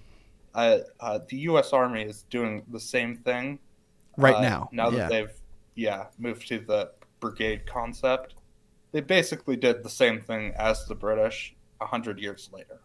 Mm-hmm. Because these names come from the horse and musket. You were saying, can you talk about what's going on right here? Is this tank squadron trying to ram this bunker here? No, they are providing close fire support. That's very close fire. Yes. Wow. Okay. All right. And so then 50th Division is just starting to get off the beach, eh? Yes. This beach was not held on the sand line. On the high tide line. There were no fortifications there. So again, this has just been marching simulator for them. And then over here, this is going to be a great illustration of something. The British battalions are unique, at least relatively unique. Each of these British battalions has 4 line companies. Most of the Germans, except for, I think, some of the 21st Panzer, some of their regiments had weird battalion organizations. Whereas the German battalions often had 3. And then, for whatever reason, CT decided it was important that the heavy weapons company be a separate thing, which became an issue because people didn't really understand how to use it. They just treated it as another company. But you'll see here that this British battalion was almost able to entirely encircle this German company because it has 4 units. And this is going to be a factor because whenever you have one British battalion fighting one German battalion, the British battalion actually has a manpower advantage because they have 4 units. So that's just kind of one of those quirks of, historical force design that comes in here. Interesting. Yeah, no, that's definitely, but that's the whole thing with making the pieces, right? We had to stare at those orders of battle for so long. Eventually your eyes go numb, your brain goes dull, and you think, oh, I'm going to insert the heavy weapons company as line companies, and I totally get it. It happens to the best of us. Yeah, and then you can see over here at Granville, you can see that I believe at this point the Germans have been pushed back from the outer walls of the castle into the inner citadel. It's 1944, couldn't you tell? And so then here's a German relief force that came up,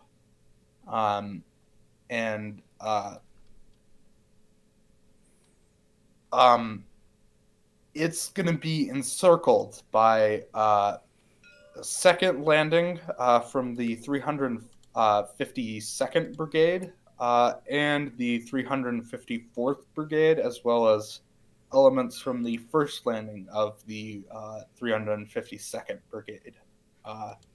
And all 5 of these companies are going to be destroyed. They're all going to surrender.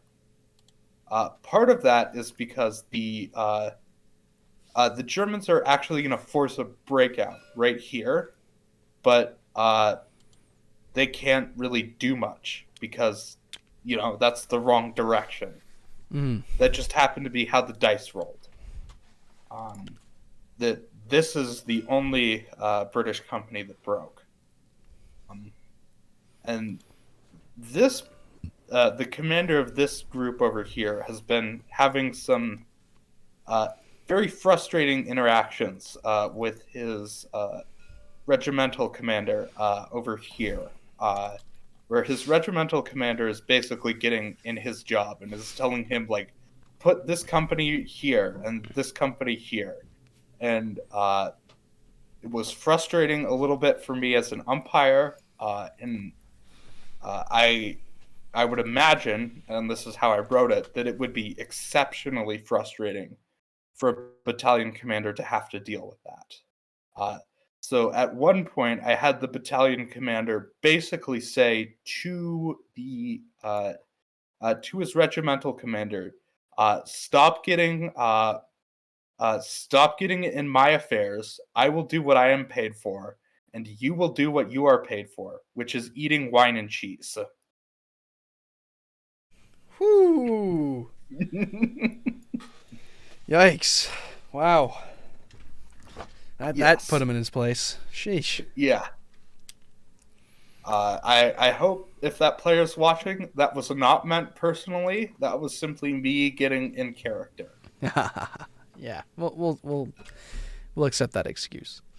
Yeah, and then one more thing is that this is just another lesson that can be drawn out from this. The regimental commander asked earlier. He asked how things were going in this area, but he specifically asked the 7th Company here, the one holding the castle.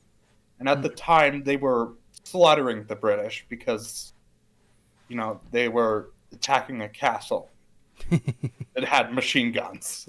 And bunker systems within it. Yes. And so they were like, yeah, things are going great. We're slaughtering the British. If he had asked more generally, he might have gotten word from, like, the battalion commander who would have also reported that there was a flanking force, but he didn't. So this is another thing to keep in mind when you're playing, Kriegspiel. Be careful what you ask to who, Mm-hmm. Because oftentimes a lot of local commanders will have tunnel vision. Yep. That's for And sure. that is all. All right, so let's now, because we've been at this for an hour and a half now, let's pick up the pace here. So it's 0600 now. Let's go to 0800. Carentan. And I have all 4 saves for this.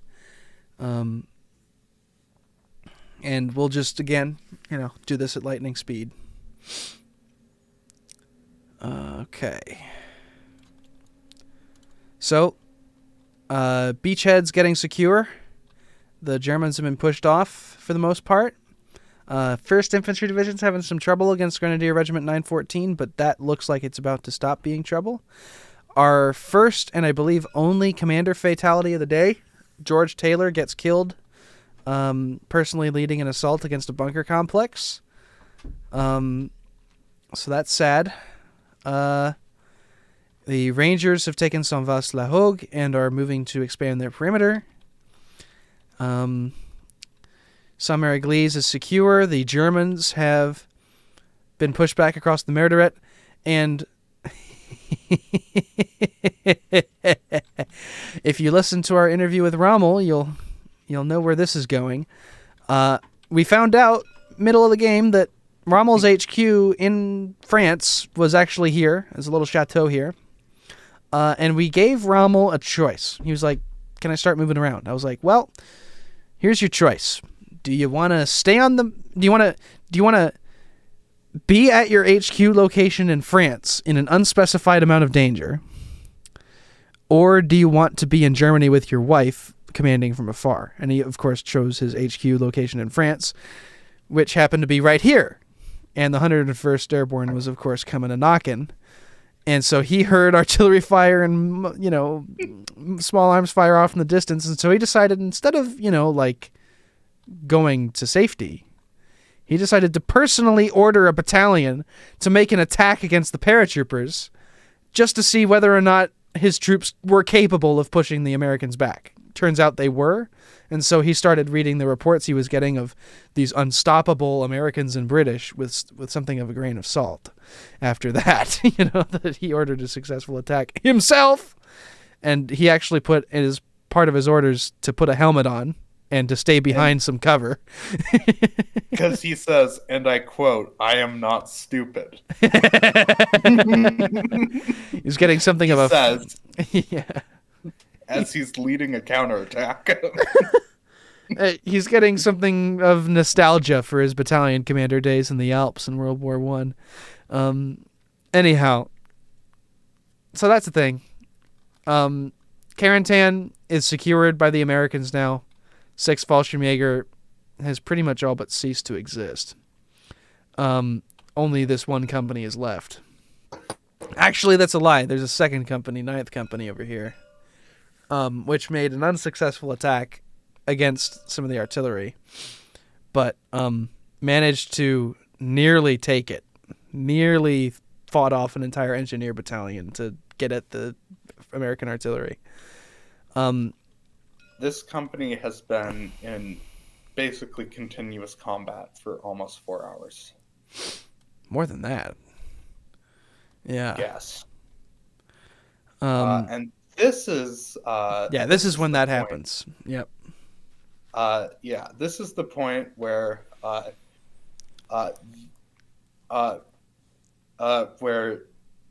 101st come in and they slam down. And thus, all of the forces in Cherbourg are doomed. Carentan, yeah. I mean, Carentan. They're just utterly screwed. They hold on, they fight very well, they roll very good, but it's just, they're doomed.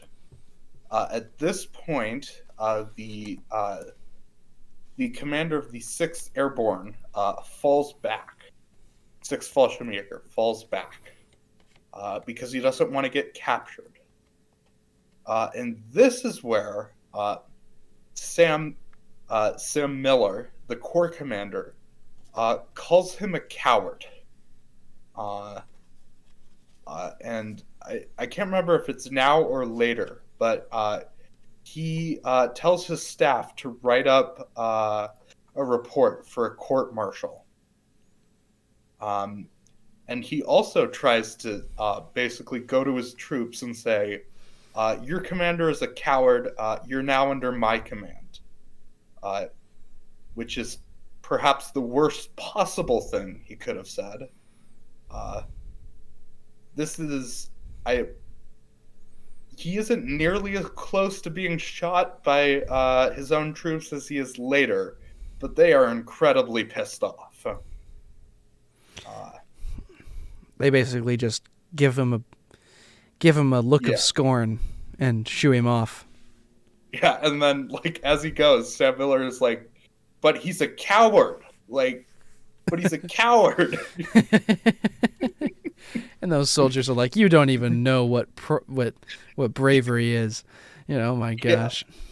There's a thin line between bravery and stupidity, and Sam, I think, lies on the stupidity side of that line.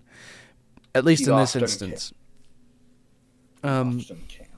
This was also kind of the beginning of the umpires taking meme screenshots next to units or things that are happening. Two of the memes helpfully provided by actual players in the game. This one being my personal favorite. Feel free to pause and read it if you really like. Or this. And then this, I don't know if you left this in any of the saves, but this was very useful for the roles of the Ninth Company, whose escapades will continue. Yes. All right, let's take a look again. Let's be quick about this because I want to get to the analysis phase in a few minutes here. West Cotentin. Not too much different. Again, just a general kind of expanding eastward. Not too much to write home about.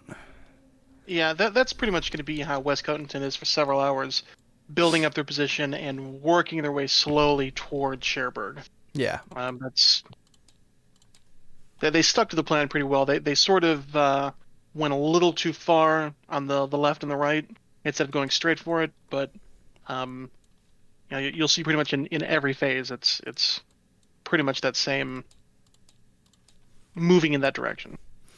Moving to 1000. We'll just see where that ends up at 1000, and then we'll move to St. Lo at 1000. Yeah, so, again, just pretty much moving up towards Cherbourg, moving east towards Briquebec. That's what they're doing. Germans still trying to scramble to find something to do where they can stop them, but never seeming quite able to do that.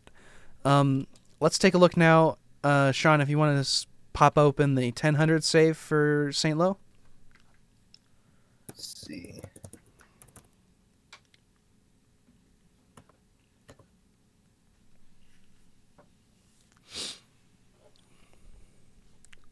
Okay.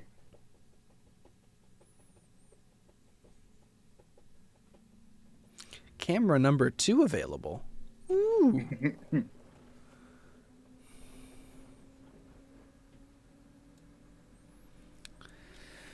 So it looks like 51st pushing in from the beaches. Not too much there. 50th Division starting to pile up along the river here. Getting slowed down by 9th Fallschirmjäger Regiment. That was something that Dave Pumphouse brought up a lot in the interview. He sends his regards to the 9th Fallschirmjäger commander for putting up such an effective resistance at the river. For as long as he did.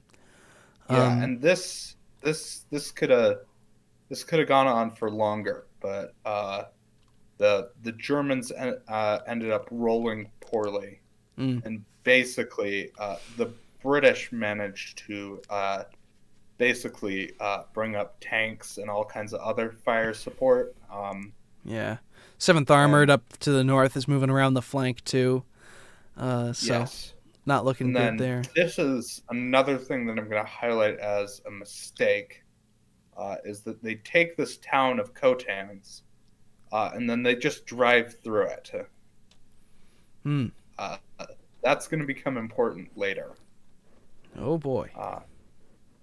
And over here, 3rd Division has taken Lassay. And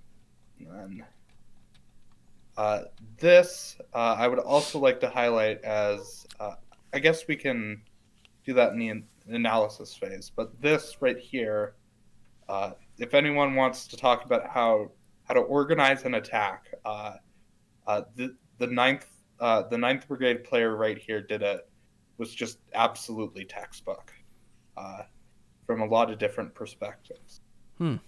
But from here, the Allies are going to push towards Pierce, and then try to force the Germans away from this position on the river, and then consolidate. This division is going to try to get to some kind of line along here. And I think it's a little bit, it's like here. But as you can see, there are not a lot of troops opposing them. Because this Fallschirmjäger regiment is effectively at half strength after the losses at Granville. Yep. And then, of course, 21st Panzer moving in from the Caen map. Yes. Is just arriving in Saint-Lô. This is where Rommel decided to commit them, was to this sector here. Because, of course, 3rd Fallschirmjäger Division really needed the help. And this was probably the most kind of maneuver-friendly terrain that was present. So, good for armor, generally. Yeah. So, yeah. Let's take a look at 1000 in the Cherbourg sector real quick. Then we'll move to 1200, then 200, then 400, and then we'll... Did we get to...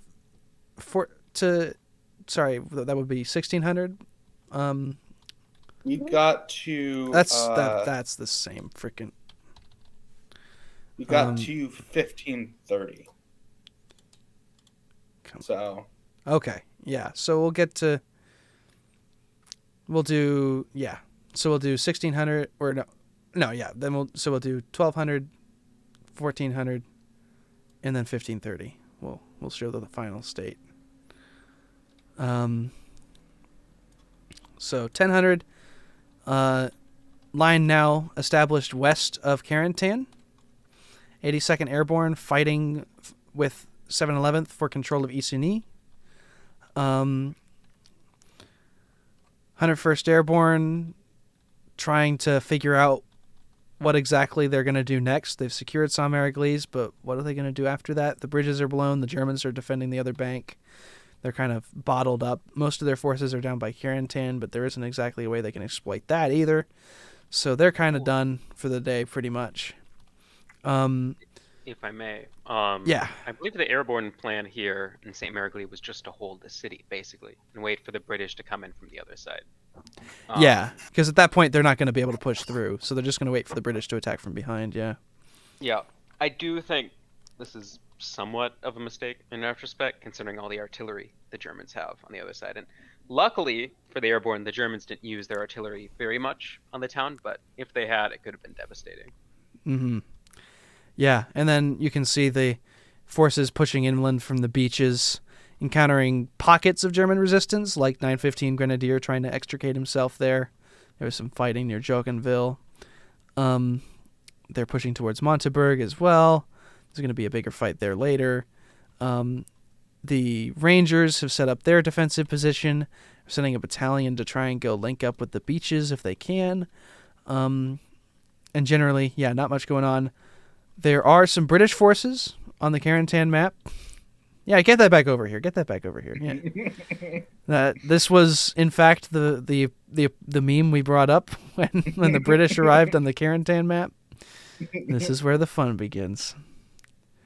So yeah, you can see that the meme library was expanding over the course of the game. Yeah, and so that's pretty much where we're at there at 1000.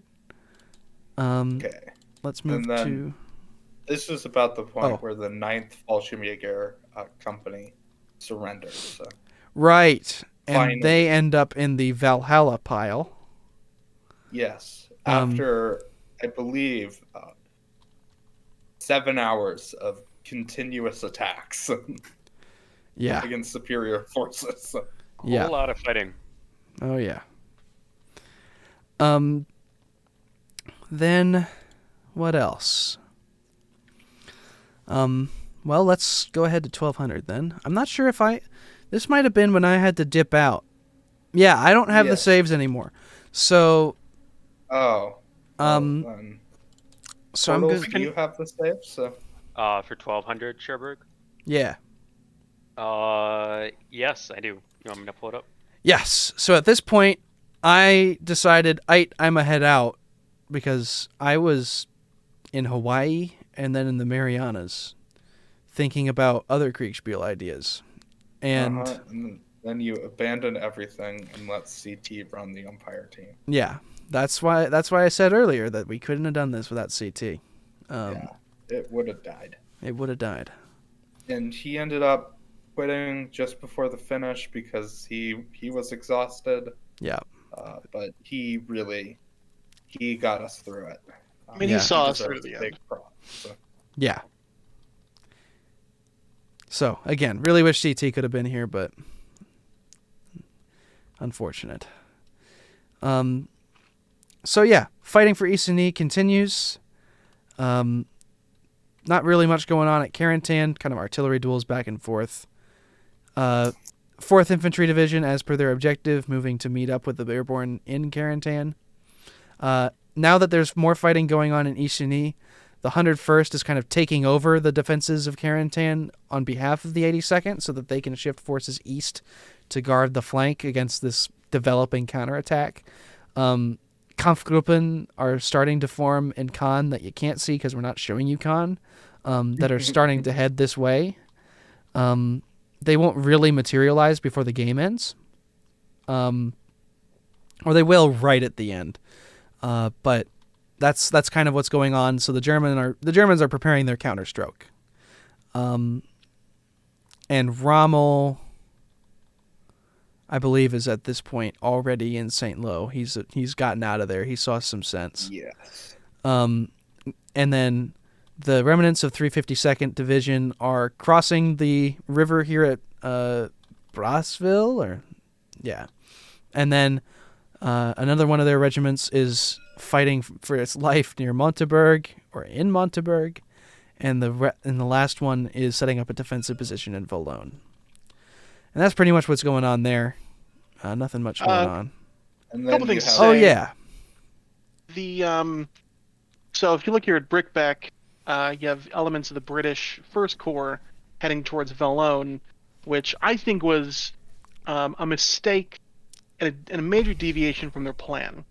Their plan, again, we were talking before, going straight for Cherbourg, cutting towards Valognes was going way outside of their original designated path. yeah. And so that sort of held up the advance on Cherbourg and allowed the Germans several hours. It blunted of the time attack that on they- Cherbourg for sure. Yeah. One Yeah, other thing. I feel a little bad in the grand scheme of things for these German commanders, 915 and 914. They did the best they could with what they had, but as you can see, they were they don't have a whole vastly lot. outnumbered. Yeah. One other interesting event, I think this was the last turn, was over here at Issani. There was an American company, paratrooper company, that was trapped on the other side of the river and surrendered.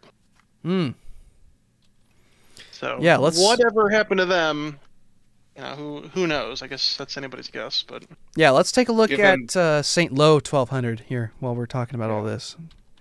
It's Well, because given what happened to German POWs earlier, the lack of German POWs, yeah, one can only assume what happened to those Americans. yeah, that was a real thing, by the way, guys. The paratroopers had standing orders not to take any prisoners on D-Day, the Allied paratroopers, and so we told the players about what was happening, and none of them elected to stop it, which was an interesting dynamic. Shows perhaps that a Machiavellian approach sometimes is warranted like that. So, yeah, big let's things yeah, here. big picture. What's going on? Yeah. So, 185th, for various reasons, and you would have to talk to the player more than me, has stopped. But ninth has continued the advance and has almost reached Pierce. Mm. Another thing to note is that at this point, the player for 3rd UK had basically gone AFK. They had been sending in nothing. And I should have dealt with that sooner, but I didn't, and it created certain dynamics. You can see 21st Panzer organizing for a counterattack. They were originally supposed to go secure here, found nothing, and then they continued going on. Then, let's see. Other than that, looks like 50th Division's having a big old fight in the center. Yep. And then Over here at Marginy, the 7th Armored has done a massive deep strike.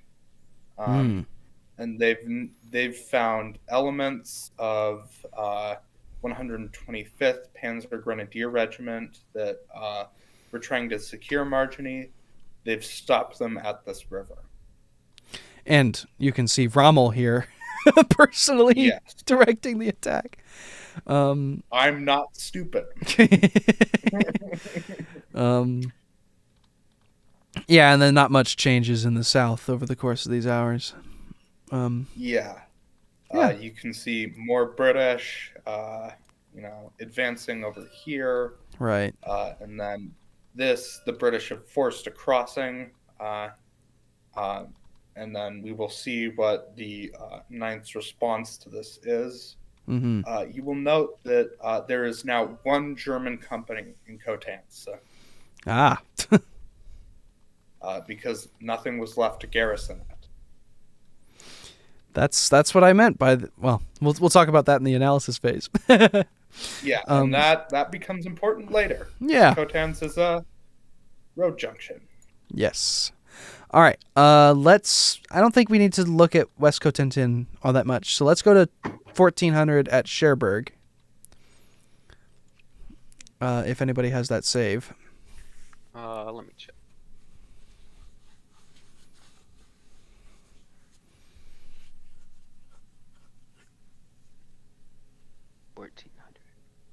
I have 1330. We can work with that. Yeah. That's the right Cherbourg. Oh, that's the wrong Cherbourg. I think I have the 1330 other one too. Well, let's take a look at this just in a minute here. So you can see. Never mind. But the fighting was reaching the outskirts of Cherbourg. And this is St. Why are all Lo. my games the wrong? I really need to change the way I name my games. I'm sorry, Carter. All right, we can rock St. Lo at 1330. Let's right. So you can see not much else has changed. Mostly just a drive inland. 7th Armored fighting against the Germans actually managed to send a flank attack, threaten Marigny there. That's pretty cool. Rommel pulling some work there. Fight going on for Perrières. Sheesh. Yeah, that looks ugly. Yes. Sorry, I just had to step out to deal with something. Gosh. And then American paratroopers have managed to advance onto the St. Lo map too from the north. Yes, and this is going to become important for evaluating stuff later. And then you will notice over here at Marginy, they've pivoted and they've launched an attack here. But the British have more forces. Yeah. And this right here, this is dense woods. Yeah. one can only imagine what will happen. Yeah. Uh-oh. Then over here at Cotentin's, the entire 9th Regiment has retreated. This is now a fortress city. Oh. Uh, Oh, jeez. at least that's what I said to the player, and he agreed. It will be held to the last man. Oh, no. Oh, Yes. no. That's going to be a thorn in the Allies' backside. Yes. Wow. I don't know how long in game. I don't know how long it would. I think in game our rule set makes infantry actions move a little bit faster than they would IRL. But that is probably, like, at least in real life, probably going to hold out for a day or at two. At least overnight. Yeah. But in game, that position probably could have been broken. But. Yeah. All right. Let's take a look at 1330 Cherbourg this time. All right. I got that.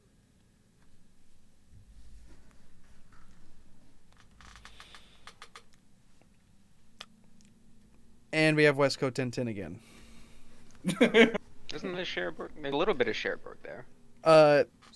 Maybe I think he means Carentan? the Maybe you other call it Cherbourg. Carentan? I don't know. I'd call it Caen. What? No. I don't call it Caen. No, we don't call I'm it an idiot. con. I don't have a lot of the later saves. Tunis, do you have them?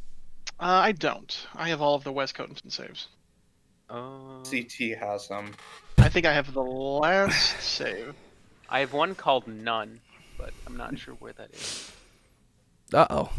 Clearly D-Day, though. I'll talk about this for a second. I mean, Yeah, sure. so this right here is the outskirts, basically, of Cherbourg. And so we have one British brigade that is pressed up against Nogainville. And Nogainville, this is where those pioneers went, the German pioneers. They fell back to Nogainville, and this was a ring of actual German, like, concrete defenses. Bunkers, machine gun nests, real scary stuff. And it held up this British brigade here, the 6th Air Landing Brigade, for a couple of hours, I think. Nogainville was bombarded by field artillery, naval gunfire, so it was pretty scary. And we have some of the 729th Static Regiment also holding some of the forts here. The rest of the division, the British Airborne Division, seems to be going after my old unit here, the 739. But again, that was not part of the original plan, going and chasing them away. Had they gone straight to Cherbourg, they'd probably already be well within the perimeter defenses by now. And then you do have some other German units trying to mount a desperate defense or maneuver their way into Cherbourg. Ultimately, I think that would have been unsuccessful. And then there's the First Corps sort of snaking around here with their division artillery or corps artillery and stuff like that. Yeah. So First Corps just barely making it to Cherbourg and starting their attack. And German units operating in their backlines, mind you, too, which is not fun. Sure. Yeah. This at this point, Kunzen was back in Cherbourg. That's Sam Miller. And this is something I'm going to talk about later, but in the 709th Infantry Division, there was such little communication that had Sam known, and of course he was the Corps commander, but had he known that there was this German regiment here and one up here, he surely would have seized upon the opportunity to collapse upon the British brigade here. I mean, they would have been caught between a couple German regiments and surely, if not destroyed, then taken out of the fight for several days. So, I mean, you could pincer them between these two, but this one isn't really a factor. Yeah, There's at so this much- point, right, at this There's- point, no, but earlier, these units were further back here. Okay, fair point. So, yeah, before that, so at this point, yeah, that regiment was out of play. But there were 2 regiments in Cherbourg right now. There was another one down here that could have potentially been devastating for the British. Uh-huh. Do we remember off the top of the head which save was the Ray Charles save? That was before, but I don't want to go back just for the Ray Charles save. we can let that be a mystery for another time. I have no idea what that refers to, but you have to tell me afterward. We can let the players discover that in the Umpire channel and in when they search through the all the other channels when we open those up. Oh boy.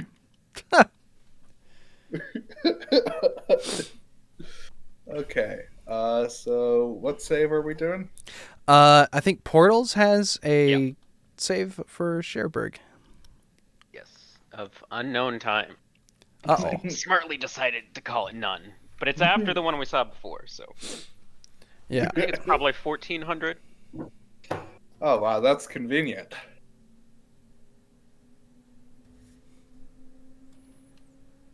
Oh yeah. Yeah, I think this is 1400. Yeah. And so we can You see know, that the... Oh, sorry, go ahead. I just want to say, and this was such a fun discovery for us, and that is right here. There is a city or town called Brix, Brix, and we discovered that there was a V1 launch site within this town, and that was quite an interesting bit of fun that we had. I think we might have been losing our minds at that point, allowing the German players to potentially launch V1 rockets. And I think we gave Sam the option, as if that was ever going to be, anything but heck yes. And then he decided to try to use it as tactical targets. So we actually did our homework on this. The V1s, this would have been the first time a V1 was launched, but they had them at Brix at this time.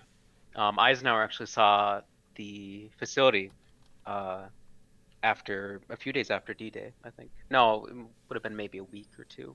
And the V1s are just terribly, terribly inaccurate.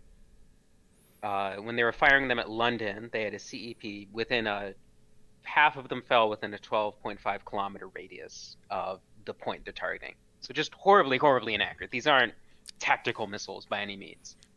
And when you're trying to fire at them at tactical targets that are even closer, you can't do direct fire with these. You're going to have to try and do some sort of indirect fire to get them to work.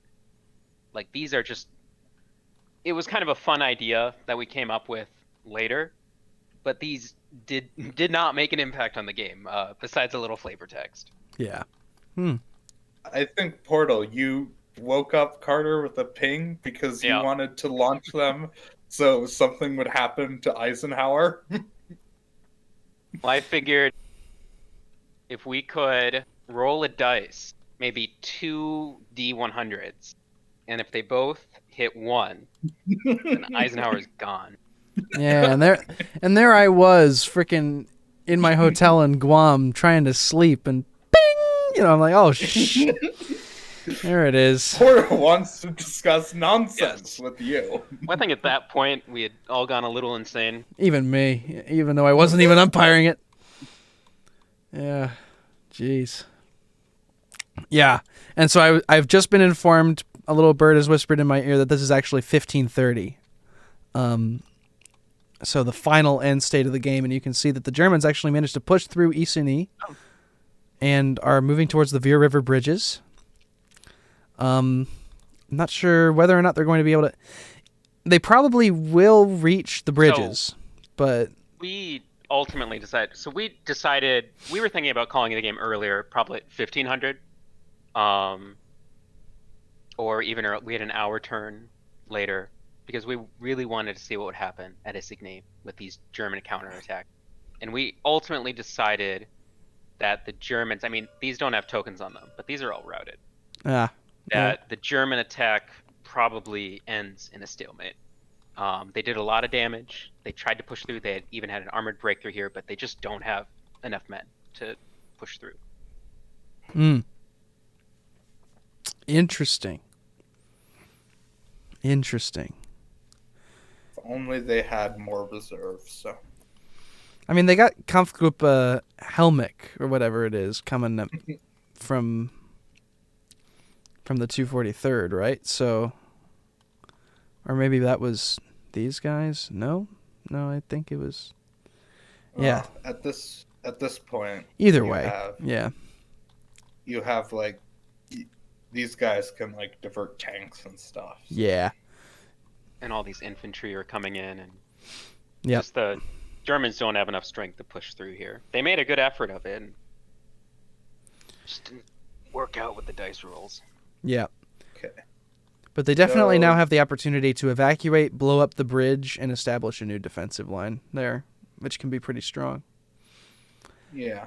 So yeah, So that's what the end of the game looks like on Cherbourg map. Although one thing to keep in mind is that there is another crossing here that was just memory hold by all the players. That's true. Yeah, nobody talks about Coupard. Right here. Oh. Yeah. Lest we forget. I didn't even notice it till now. Yeah. It was undefended the entire time. The Germans could have used it to flank the 82nd. That would have been very smart. Did the Germans know, though, when they were moving out, that the 82nd was at Isigny? I think they might have had news that Americans were at Carentan at that point. Well, they were the standoff for Isigny was like 6-8 hours, so they could have used it at some point. So let's now move to St. Lo at the end state. If Sean, you have the save for that. Yes. Believe, okay. 15:30 at St. Lo. Yeah. Believe this one has the... And we'll look at that quickly, and then we'll move to the analysis, kind of give our final thoughts here. Yes.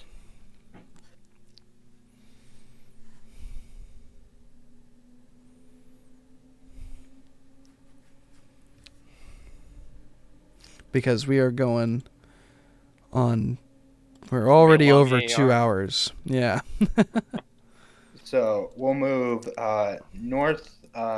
south to north. Okay. So not much has happened here. The Allies have continued to move towards their objectives, which is a line like somewhere around like here-ish. Mm-hmm. Over here, the first assault on Cotentin has failed, and this has basically stopped the well, no, not stopped.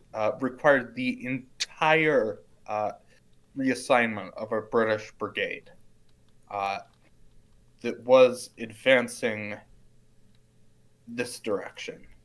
I don't know. Their objective was here when they turned. I don't know how much further this direction they would have gone, but they're now going this way. Some of them are here. The rest of them are here, and they're now moving towards Cotentin to break that roadblock. So that mistake earlier of not garrisoning Cotentin has already taken out some of the momentum of the British attack. Yeah. Over here, you can see, because I still have the lines here, which was totally intentional and for demonstration purposes, and not because I was too lazy to erase them. The British did a flank attack through that deep forest, hit the German flank with total surprise, and drove them back to the river. this is when the player for 21st Panzer, not 21st, 125th Panzer Grenadier Brigade, the regiment, for whatever reason, couldn't continue, and we had to get a replacement, at which point his replacement formed a line and is basically just delaying in this direction, trying to slow the British up, and the Germans are going to be forming a defensive position with 21st Panzer along, I believe this is the Fear River. This is the Veer? Yeah. Okay. Along the Veer. And then there is a small problem with that. And this is something before taking into analysis of the final score, is that the Americans, they have small forces across here, and they have not only secured a bridge here, but they've secured these two bridges and this crossroads here. I mean, not with much, but yeah. Yeah, I wanted to have the con save to see how long it would be, but I think this was almost literally a movement like this was in the Allied plan. But basically, you redeploy 7th Armored overnight, they cross the river, and then they just outflank this German defensive line. Mm-hmm. Yeah, and I guess we're moving into the analysis phase now. Yeah, so kind of and then working on what happens after the game. has finally been taken. You have a push up here, and then the 9th Brigade pushing this direction. Yeah. So that's it. Yeah. Okay. So I would have liked to go more into detail in the analysis, but I think we'll have to kind of keep it brief. But we could do a second video at some point. Yeah, that might actually be better. But because it's the debrief, why don't we... I'll just give out kind of the bullet point version of the analysis, and we'll do a separate kind of breakdown later on where we can spend hours talking about this stuff, because we can spend hours talking about this. It's crazy. But the consolidated opinion of the Umpire team is that in terms of a team victory, right, the Allies win. I think without a doubt, right? The question, right, is to what degree did they win? Right, and this is not like this is not like it's because the Allies achieved their objectives. It's because I think they played better, just overall. I think they worked together better, that kind of deal. But there's some limiting factors, I think, and the Umpire team are kind of divided on how these limiting factors would affect the overall outcome. But for sure, there are some concerns. The Allied lines are kind of thin. There's not a lot of depth to them. They've got a lot of space, right? They've covered a lot of ground, but they're kind of, you can punch through it pretty easily if you found the right spot. There's also the risk, right, that they could be bottled up. That's kind of what 30 Corps was meant to avoid, but there's also still that lingering risk. It's not a certainty, right? It's, in fact, more than likely that they won't be bottled up. But there is a risk there that if they play their hand poorly and the Germans play theirs well, they could get bottled up in the Cotentin Peninsula. There's going to be a difficulty supplying because Cherbourg is going to last through the night, probably into the next day. The port is going to be pretty thoroughly ravaged. Not as badly as it was in real life, don't get me wrong, because the port of Cherbourg basically wasn't open till post-war with how bad the Germans blew it up in the weeks following D-Day. But it's going to be out of commission for a week or two, probably. And so that's going to mean some difficulty supplying the Allies, especially they're going to have to set up some mulberry harbors, which we assume that they will have, even though the plan is different. But also because they're going to be a lot farther from the beach, it's going to mean that there's going to be a lot more back and forth from the beach to the front to the front to the beach. So it's going to make logistics harder overall. And then, I pretty much mentioned already Cherbourg, kind of the difficulties there, right? The Germans still hold it, so they're going to do some pretty good damage there. In terms of, so that's the team kind of victory condition. In terms of individuals, though, I've only got 2 Germans to praise. And I mentioned him earlier, the commander of 6th Fallschirmjäger Regiment, who managed to hold Carentan for 6 hours, pretty much, against an entire division and elements of another. Lost his entire regiment doing it, but what else could he have done? You know, I challenge you to win that. And then the commander of the 352nd Infantry Division, who, despite being, grievously outnumbered, managed to keep, for the most part, his division intact. Most of his artillery's gone, unfortunately, but most of his line companies are there. So pretty good job there, and of course, preventing the Americans from getting farther than the Merderet River on day 1. And the British are having to cover most of that ground instead of the Americans. Which, if the British had been stopped more effectively, could have been a real problem, but they weren't, fortunately for the British. And with that, I'm going to call this debrief to a close. I'd like to thank all of you for watching, and all of the players who are watching this, thank you for participating, whether you joined at the beginning, had to dip out somewhere in between, or if you joined right at the end and then it ended.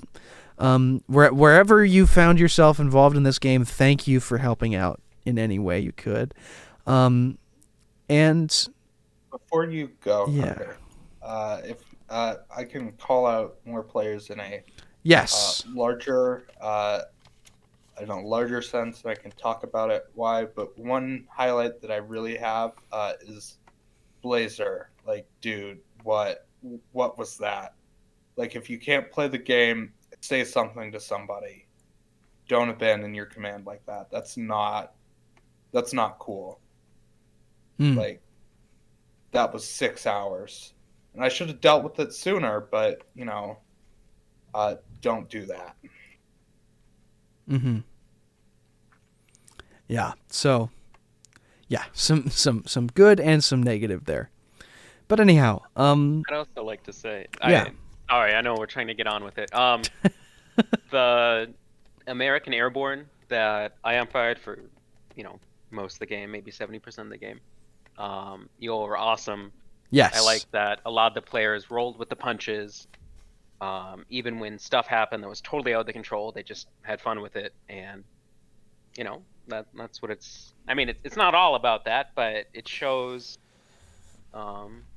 like a good Kriegspiel player. Like, sometimes you get just handed a shitty situation, or you don't know what's going on. And just thank you for keeping with it.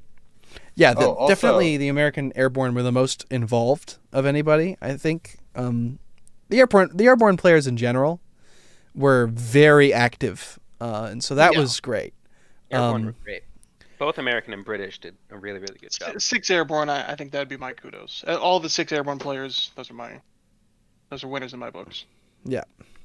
I made custom design logos for them because I felt that they deserved it. And I think we said previously, but Otto's division, yes, 2 of them were basically destroyed. No, 2 of them weren't very responsive for most of the game. But the one you were with, I think 352, off the top of my head, I think. Or wait, maybe it's 352. 352 you know who you is are. the division, but you both did a great job communicating and held up quite a bit the Allies for a while. Mm-hmm. Yeah, and then 9th Brigade, I'd like to commend that player. They did a very good job. You were my favorite player. There obviously are no favorite players, but there really are favorite players. So. The umpires are my favorite players. Yeah. And then also, shout out to Tsarina Lake for drawing an advance plan that was a phallus.